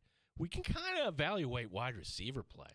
And for the wide receivers on this team right now, I mean, hearing Curtis Samuel week to week, now, he could still be there week 1. But Quentin Morris out multiple weeks? Well, I guess in a way that kind of solved your problem. Like, Zach Davidson, come on down. You're a Buffalo Bill. Yay! No one would expect him to play this week. But MVS, out multiple weeks. Okay, that to me says you're starting the season on IR. Mitchell Trubisky, I'd like a little more clarity on that multiple weeks. Sal brought up the name Ryan Tannehill. Is there another option out there? It's funny. I kind of tripped into the one option here, wide receiver. Like, would you take a guy who was on the Bills last year over some of these other options? Trent Sherfield, would you welcome him back? And to hear Matthew Collar say today, essentially, yeah, that's one of the ones I'm having trouble figuring out if he's on the team or not. Trent Sherfield could be let go by Minnesota. Bills could call up Minnesota right now and be like, this is like the posh thing to do. Yeah, you know what? We'll do a pick swap. You give us a 7th and Sherfield, and we'll give you a 6, and we'll call it a day. I mean, are you doing that with any teams? Yeah, Trubisky, you could see him hobbling around, didn't look right, in that game. But this was enough to give Sean McDermott. When does he ever say this? Like coming out, like right out of the gate on Monday. Yeah, we're not going to play any starters this week. Usually it's like, we'll see how it goes. We'll have an update later on. Normally the Sean McDermott is you're in the need to know kind of realm, and you don't need to know. I'm totally fine with that. We always want to know more, right, Coach? But that wasn't the case today. Like, no, that's it. No starters play against Carolina on Sunday. So you know what? Get your tickets now. It's Kids Day. A little bit of sarcasm there, Max. We got happy hour coming up. Welcome your calls today. Danger is up in Toronto, where tonight it's Kevin Gosman against some guy from Cincinnati that is making his first start, I think. But good for Danger, enjoying some family time up. And this was his thing tonight, going to the game, which I haven't been to the Dome up there since they put all that money into. I saw a few of the renovations, but it was last offseason where they really kind of redid things. So I'll be curious to get his take when he gets back into town. Happy hour on the way next. We got to talk about this Tua quote today, something that I think is going to have, as we say, some legs here. 866-4326, 866-4FAN. You're listening to the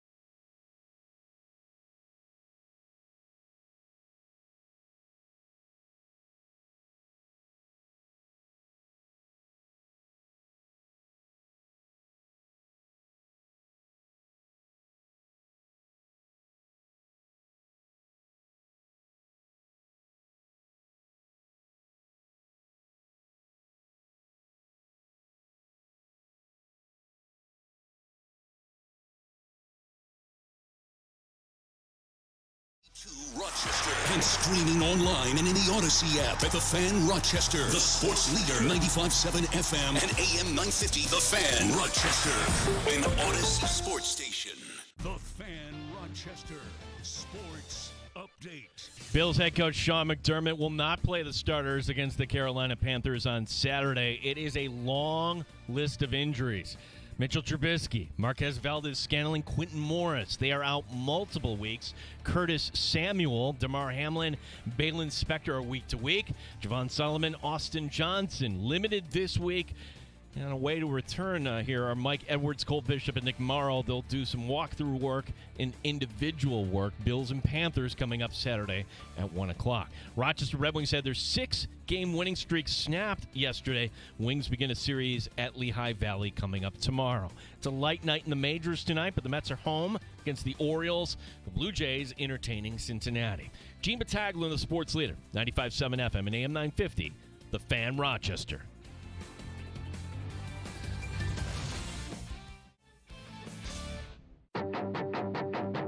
Sports Bar with Danger and Battaglia. You need a quarterback who can escape. So give me Justin Fields and let Russ sit behind him.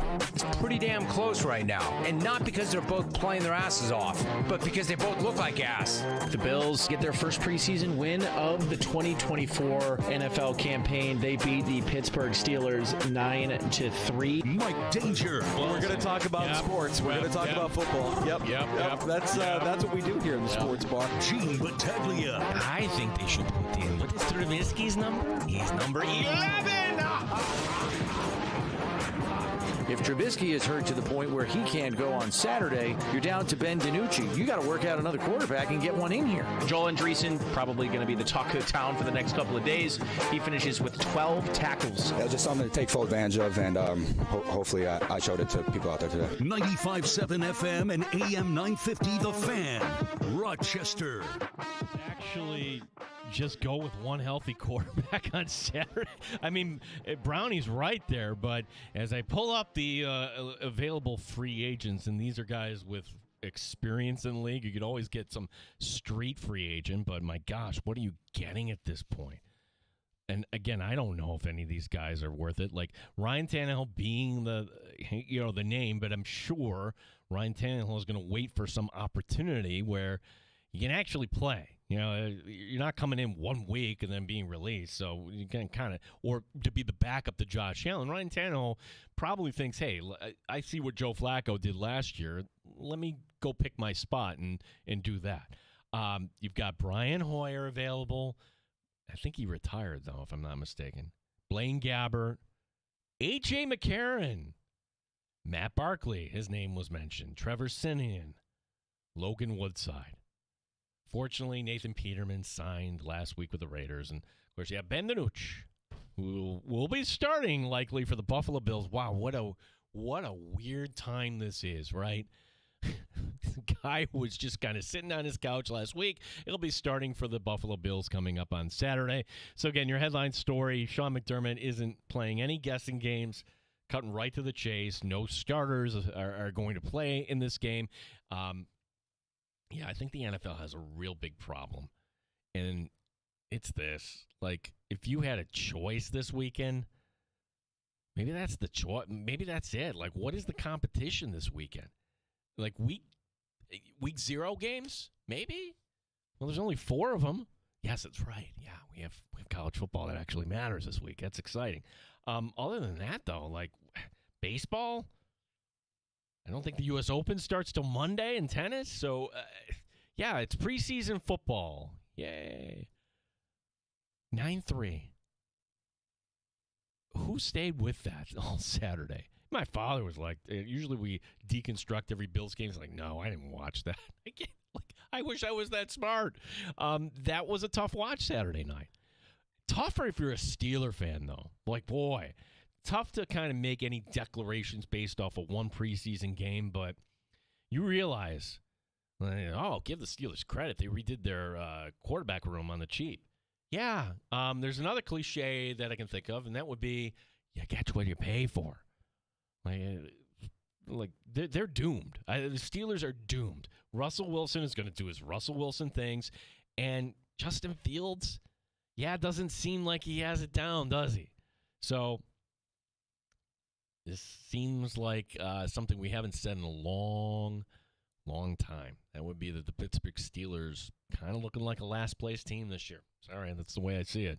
And maybe that's not a bad thing. Maybe that puts you in a better spot to actually get a quarterback next year in the draft. But something that, if you're a Steeler fan, you're hoping maybe you win ugly. And, well, you've been doing that for a while now. You're going back 2 years ago when Ben Roethlisberger had his elbow and arm just basically sawdust, and somehow you kind of made your way to the postseason. And last year, I don't know how you made it to the postseason. Time's up, I think, in Pittsburgh. Honestly, and that left tackle, wow, we talked about that with Sal Capaccio. To see Gregory Rousseau just toss that left tackle beside like a rag doll. That's an exciting thing. Anybody wants to join us? I want to talk about some of the positives here. Because look, the injuries, that's certainly something, but start off with a positive. That's Greg Rousseau. Could Greg Rousseau actually be the defender that other teams will have to game plan for?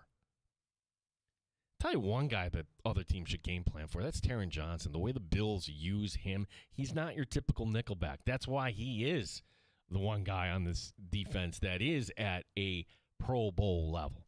But I'm talking on the defensive line. If you saw that out of Greg Rousseau every week, something close to it, what a game changer that would be. What a difference maker. You put Epinesa on the side, you wouldn't have to worry about Von Miller. Maybe you bring out Von every third down every so often. The other positive story to come out of this game, Joe Andreessen, our producer today, Max, here with us. Play us Joe Andreessen, who was didn't know until kind of right beforehand with the weather and whatnot that he was going to get the start in that game. Yeah, there's definitely a sense of nervousness coming over me when they told me. I kind of looked at it as an opportunity, kind of like nothing to lose. A lot of people aren't really expecting me to make the team. I'm a rookie tryout guy, so it was just something to take full advantage of. Yeah, 12 tackles, and now he went from a guy that, and we're doing this. We're going to bring in the Buffalo guy. Okay, like, you don't ever see rookie tryout camp resulting in a spot on the 90-man roster, or in the Bills' case, 91. But that's what happened with Andreessen. And then he gets to camp, and I can't tell you that there was any particular day that I'm like, wow, there might be something. And then when he's starting the other night, and that's because Balin Spector couldn't go, whoa, he's doing this against Steelers starters. He looks good. Huh. I don't know if, that being said, I don't know if he makes the team. I don't know if he makes the team. Would another team be like, yeah, that's the guy we want? Funny to get the background from him, from Sal Capaccio, because, hey, we know Section 5. I don't know too much about Section 6, to be honest. And Joe Andreessen playing at Lancaster, where he was a lineman. A lineman. Now he makes the transfer over to middle linebacker. The offensive linemen don't tackle. Defensive linemen, you can make a tackle every once in a while. Good on Joe Andreessen. So those being the positives here, but holy cow, what are we most concerned about when it comes to this injury list for the Buffalo Bills? Again, just read this off. Trubisky, MVS, Quentin Morris out multiple weeks. Okay, let's start at this level right here. Trubisky, multiple weeks. Ooh. A healthy Mitchell Trubisky, and we would be asking the question, what happened to this guy? It was not a good camp for Trubisky. There is like a noticeable drop-off between Josh Allen and Mitchell Trubisky. I'm not telling you anything you don't know, but you want your backup quarterback to be somebody, all right, we got to go for this with this guy for a month. Is there another guy out there? Do you kind of cut your losses right now with Mitch Trubisky, go to an injury settlement? I don't know. That could be on the table. But you're going to need another quarterback, okay? As much as we want to laugh and say, hey, Ben DiNucci, he's still, after all, Ben DiNucci, okay? He's our version of Tommy DeVito. You got to come up with another plan, and I would expect the Buffalo Bills to be signing another quarterback this week.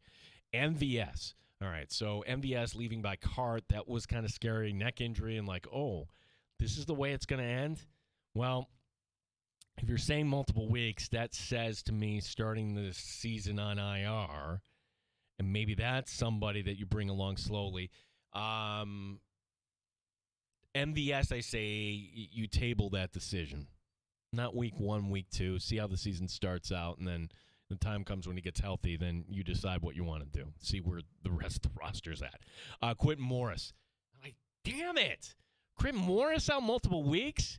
He brings that physicality on special teams and the tight end, and that's kind of what you like out of the tight end, out of Quentin Morris. He was on this team because that is what you want. It's 3rd and 5. Let me go run somebody over. And now to hear that he's out multiple weeks, and it just I was just bantering this about on Axe the other night. Hey, I think 4 tight ends make this team. Indirectly, yes, because now Zach Davidson will be your tight end 3. Quentin Morris will go on IR. And like MVS, we'll table that decision. I do see maybe Quentin Morris being a guy that should be on this team when he's healthy. Week to week, Curtis Samuel, DeMar Hamlin, Balin Spector. That's vague week to week, is it not? Well, we don't have to really know the details if you're Sean McDermott, but what's more concerning, Curtis Samuel, DeMar Hamlin? They're both starters. That's very concerning. Your wide receiver 2 or your starting free safety there in DeMar Hamlin. Solomon, Austin Johnson, limited. You do have Mike Edwards, Cole Bishop beginning to work their way back, but they won't be playing this week. They'll just do some individual work. Nick Morrow there as well. So that is your big, long list of Buffalo Bills injuries that at this point, you don't wish your summer away, but boy, when football gets here, you really want to just see kind of the starters. I said this at the top of the show too. Preseason football is the biggest scam. Name me a product, not just in sports, but anywhere in life where we universally don't like it, but we still consume it year after year. It's preseason football. Like, if a spring training baseball game is on, people go to spring training for the weather. They didn't go for spring training. NHL, NBA, yeah, they do the bare minimum. What is it, 6 games in the NHL? We barely pay attention. NBA, I couldn't tell you. What is it, 2? Like, we don't pay any attention. The NFL, like way back in the 70s there, you would have 6 preseason games. Why? Well, you needed to get these guys in shape. These guys are already in shape. All the work they do year-round. Oh, Gene, they need the timing. Do they? Do they? Like, there was one benefit coming out of that 2020 calendar year. Like, yeah, you could play NFL football just fine week 1 without a preseason. But because the TV rights, because there's gates and we're all buying tickets and merch and everything else, it's gross. It's absolutely gross. And I don't want to just try to oversell this, but we do have the game coming in for you on Saturday. Bills and Panthers, 1 o'clock. There's this other story here about Tua Tagovailoa. Most of us, all of us, Max, I'm not your boss, but if I were, I'd be a good boss, right? Oh yeah. Yeah, I'm not one that tells you suck at what you do, that you don't belong here, you shouldn't be here, you haven't earned the right to be here, and I can get somebody else to come in here and do the job better than you. Yeah, that's just crazy. Yeah. Now, I wouldn't say this, but these are the words of Tua Tagovailoa. Not about his current coaching staff, because he wouldn't do that. It's about Brian Flores. That Brian Flores was this dictator, totalitarian, and that they had no relationship there. And this is one of those interesting topics, meaning, Tua's right. You can't coach kids like that or young professionals like that. It's a different era. Tua's wrong. You've got to be tough. This is the NFL. Can we kind of look at it from both angles there? Now, again, Matthew Kyler brought this up to it earlier. This is Dan Le Batard. This is what he does well. He'll bring somebody in and kind of like how Stern would do. Like all of a sudden the mic is there and you forget you're actually rolling tape and you start talking and you let details out. That's what great interviewers do. They get you to tell you things. So I'm sure that Dan Le Batard didn't go into, man, I want him to just run Brian Flores, under the bus. But sensing that, got Tua to open up, and Tua just putting Brian Flores on blast. Now, from the standpoint of Brian Flores, that was his first go-around, and again, this was a couple years ago, but I think the rules of 2021, 2022 apply today, that when you're coaching professionals, and for that matter, college kids, like the totalitarian, I am the coach, you will do it this way. The Bear Bryant, it's dead. It's dead. It's dead. Had a buddy, Mike Rice. He was the head coach at Rutgers, throwing balls at players. Yeah, that's dead. He got fired. Never got another chance. Mike Babcock, NHL, dead. Dead. You cannot be, I'm going to be the jerk. And no. You have to be like any other manager. Okay? And that's Brian Flores. And if he ever gets another shot, he'll have to learn that. Whatever the relationship is, I know you're a defensive guy, but you got to have that relationship with your quarterback. And to be fair to Flores, too, it was a weird situation. So weird that the owner is telling his head coach to tank. The owner is having secret or not so secret meetings with Tom Brady while you drafted this other guy, Tagovailoa, number 5 overall. Weird situation overall, right? And I always admire, too, how he always took the high road when it came to all that. Like Tua was he was nearly traded for Deshaun Watson. Do we forget that? It was only because Watson didn't settle a couple of his lawsuits. That's the only reason that trade didn't happen.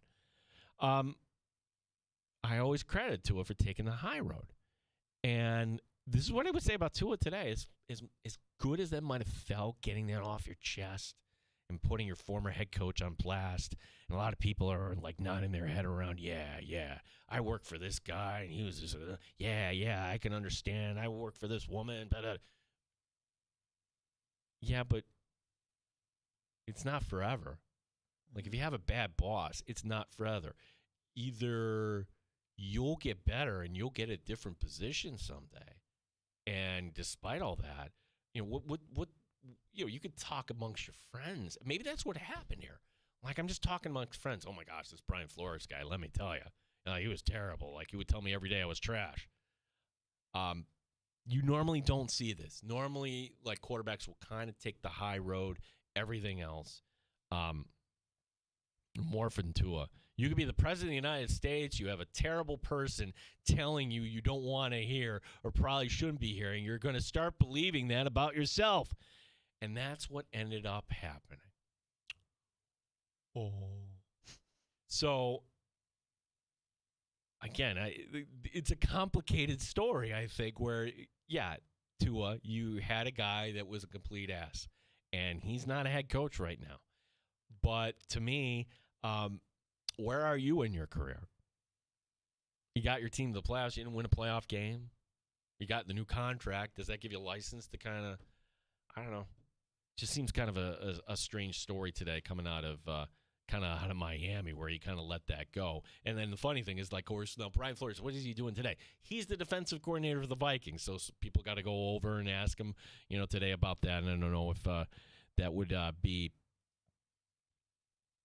anything he'd care to comment on. Probably not. The Commanders today named Jaden Daniels as their starting quarterback. Dan Quinn announcing the move. And the Commanders are one of those quirky, chic teams. The NFC is easier to find a way to get to a team that, all right, could they be 9-7, 10 excuse me, I'm using the old math here. 10-7, or better yet, 11-6, and get to the postseason.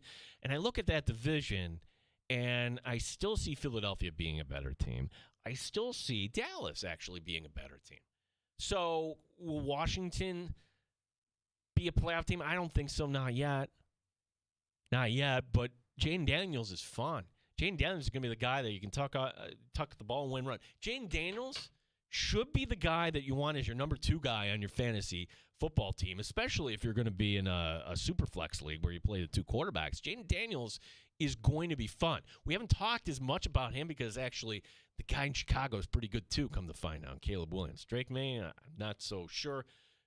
That story. Oh, and by the way, Bo Nix hasn't been named yet. Bo Nix looked pretty good in that preseason game against the Packers. So there's a lot of optimism about his season and working with Sean Payton. Here's what I got to say about the Denver Broncos. It has nothing to do with about the football field.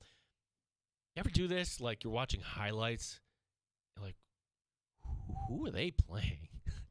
That happened to me. Like when I saw the Broncos, change their uniforms, I'm like, oh, this isn't anything big. It's still essentially the same helmet. It's the same colors, but until you actually see it on a field, it's like it took me a half second. Like, who is that? That looks like a college team the Packers are playing. Oh, that's Denver. It actually looked like could have been Syracuse there with the bright orange pants and the navy helmets when they go with that gear. So that looked a little different. Not bad, not good, but it was certainly different from over the weekend. We've got one more week of preseason football to kind of suffer through, and then, 2 weeks from now, we're talking about opening week. It'll be Labor Day 2 weeks from today. How about that? Mike Danger's up in Toronto, where the Jays tonight, let's see here. Did they name – I clicked on the wrong thing here. There's all the action in baseball under the lights tonight. So the Jays are home against Toronto. So Kevin Gausman starting for the Blue Jays tonight, who are under 500 at home.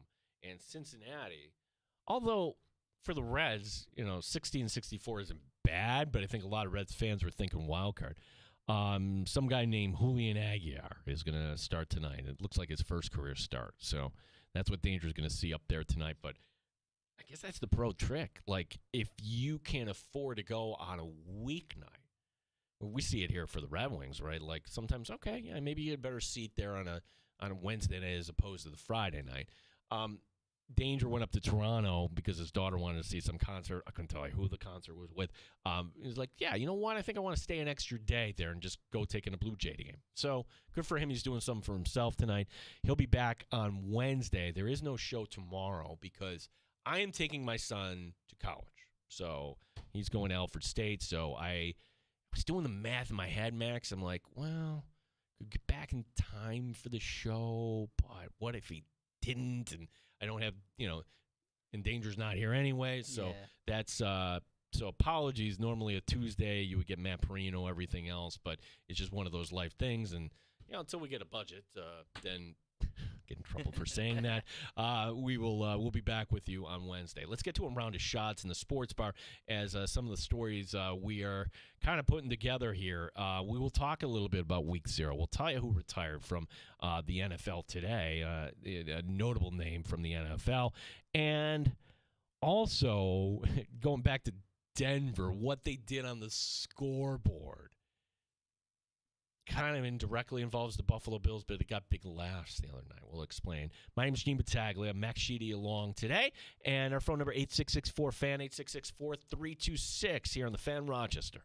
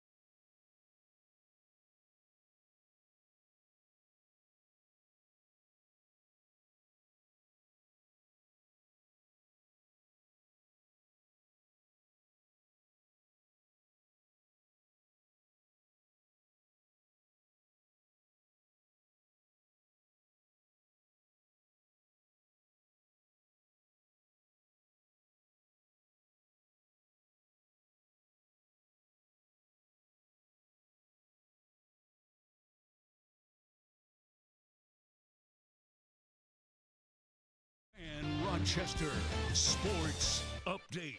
Bills head coach Sean McDermott isn't going to play the starters against the Carolina Panthers on Saturday, and perhaps the main reason there are injuries. A long list. Mitchell Trubisky, Marquez Valdez-Scantling, and tight end Quinton Morris. They're all out multiple weeks. Curtis Samuel, DeMar Hamlin, Balin Spector listed as week-to-week. Javon Solomon, Austin Johnson limited this week. Coming back, but not quite yet. Mike Edwards, Cole Bishop, and Nick Morrow. Those three will do some walkthrough work and individual work off to the side. Rochester Red Wings had their 6-game winning streak snapped by Syracuse on Sunday. The Wings beginning a series at Lehigh Valley coming up tomorrow. Light night in the majors tonight, where the Mets are home against the Orioles. The Blue Jays taking on the Reds up in Toronto. Gene Battaglin, the sports leader, 95.7 FM and AM 950, The Fan, Rochester. Got a smart speaker at home? Listen to the sports leader, The Fan Rochester at home, by asking it to play 95.7 The Fan. Before we get to shots in the sports bar, 585-866-4FAN, 866-4326. Sports bar, regular listener, contributor, Chris in South Central Kentucky. How are we today, Chris? Well, I'm doing pretty well, Gene, and I just wanted to weigh in on the whole Tua thing, taking on his old head coach, Brian Flores. Yeah. Because I jaw with Dolphins fans on Twitter quite a bit. And I guess my thought is, if you're a professional and you should expect to hear, criticism, for all your playing days, all this stuff, that maybe Brian was actually trying to get through to not just Tua, but to the Dolphins, that the way defenses are coached now, he's really way too undersized. He's not particularly mobile. He doesn't quite have a strong enough arm. He's going to get himself killed out there, and we've seen where he has nearly gotten himself severely injured out on the playing field. So I kind of see it as he was trying to protect Tua and giving him some hard truth while doing so. But then you have a coach like McDaniels who comes in and McDaniels is talking about, oh, you're the great, Tua, you do this, you do that. And Tua's, got this relationship while McDaniel is, serving him an espresso or out on a vape break or something like that. Yeah. And Chris, thanks. So your line is kind of scratchy, so I'm going to let you go. I think we got the points, but thank you for weighing in there. 585-866-4326. To follow up on your points, Chris, when you're a quarterback, I think you got to be above it all. Josh Allen, early on in his career, showed us that he was above it all, meaning, okay, how many knuckleheads, myself included, were like, oh, accuracy, didn't bother him. Jalen Ramsey in GQ magazine called Josh Allen trash. Okay.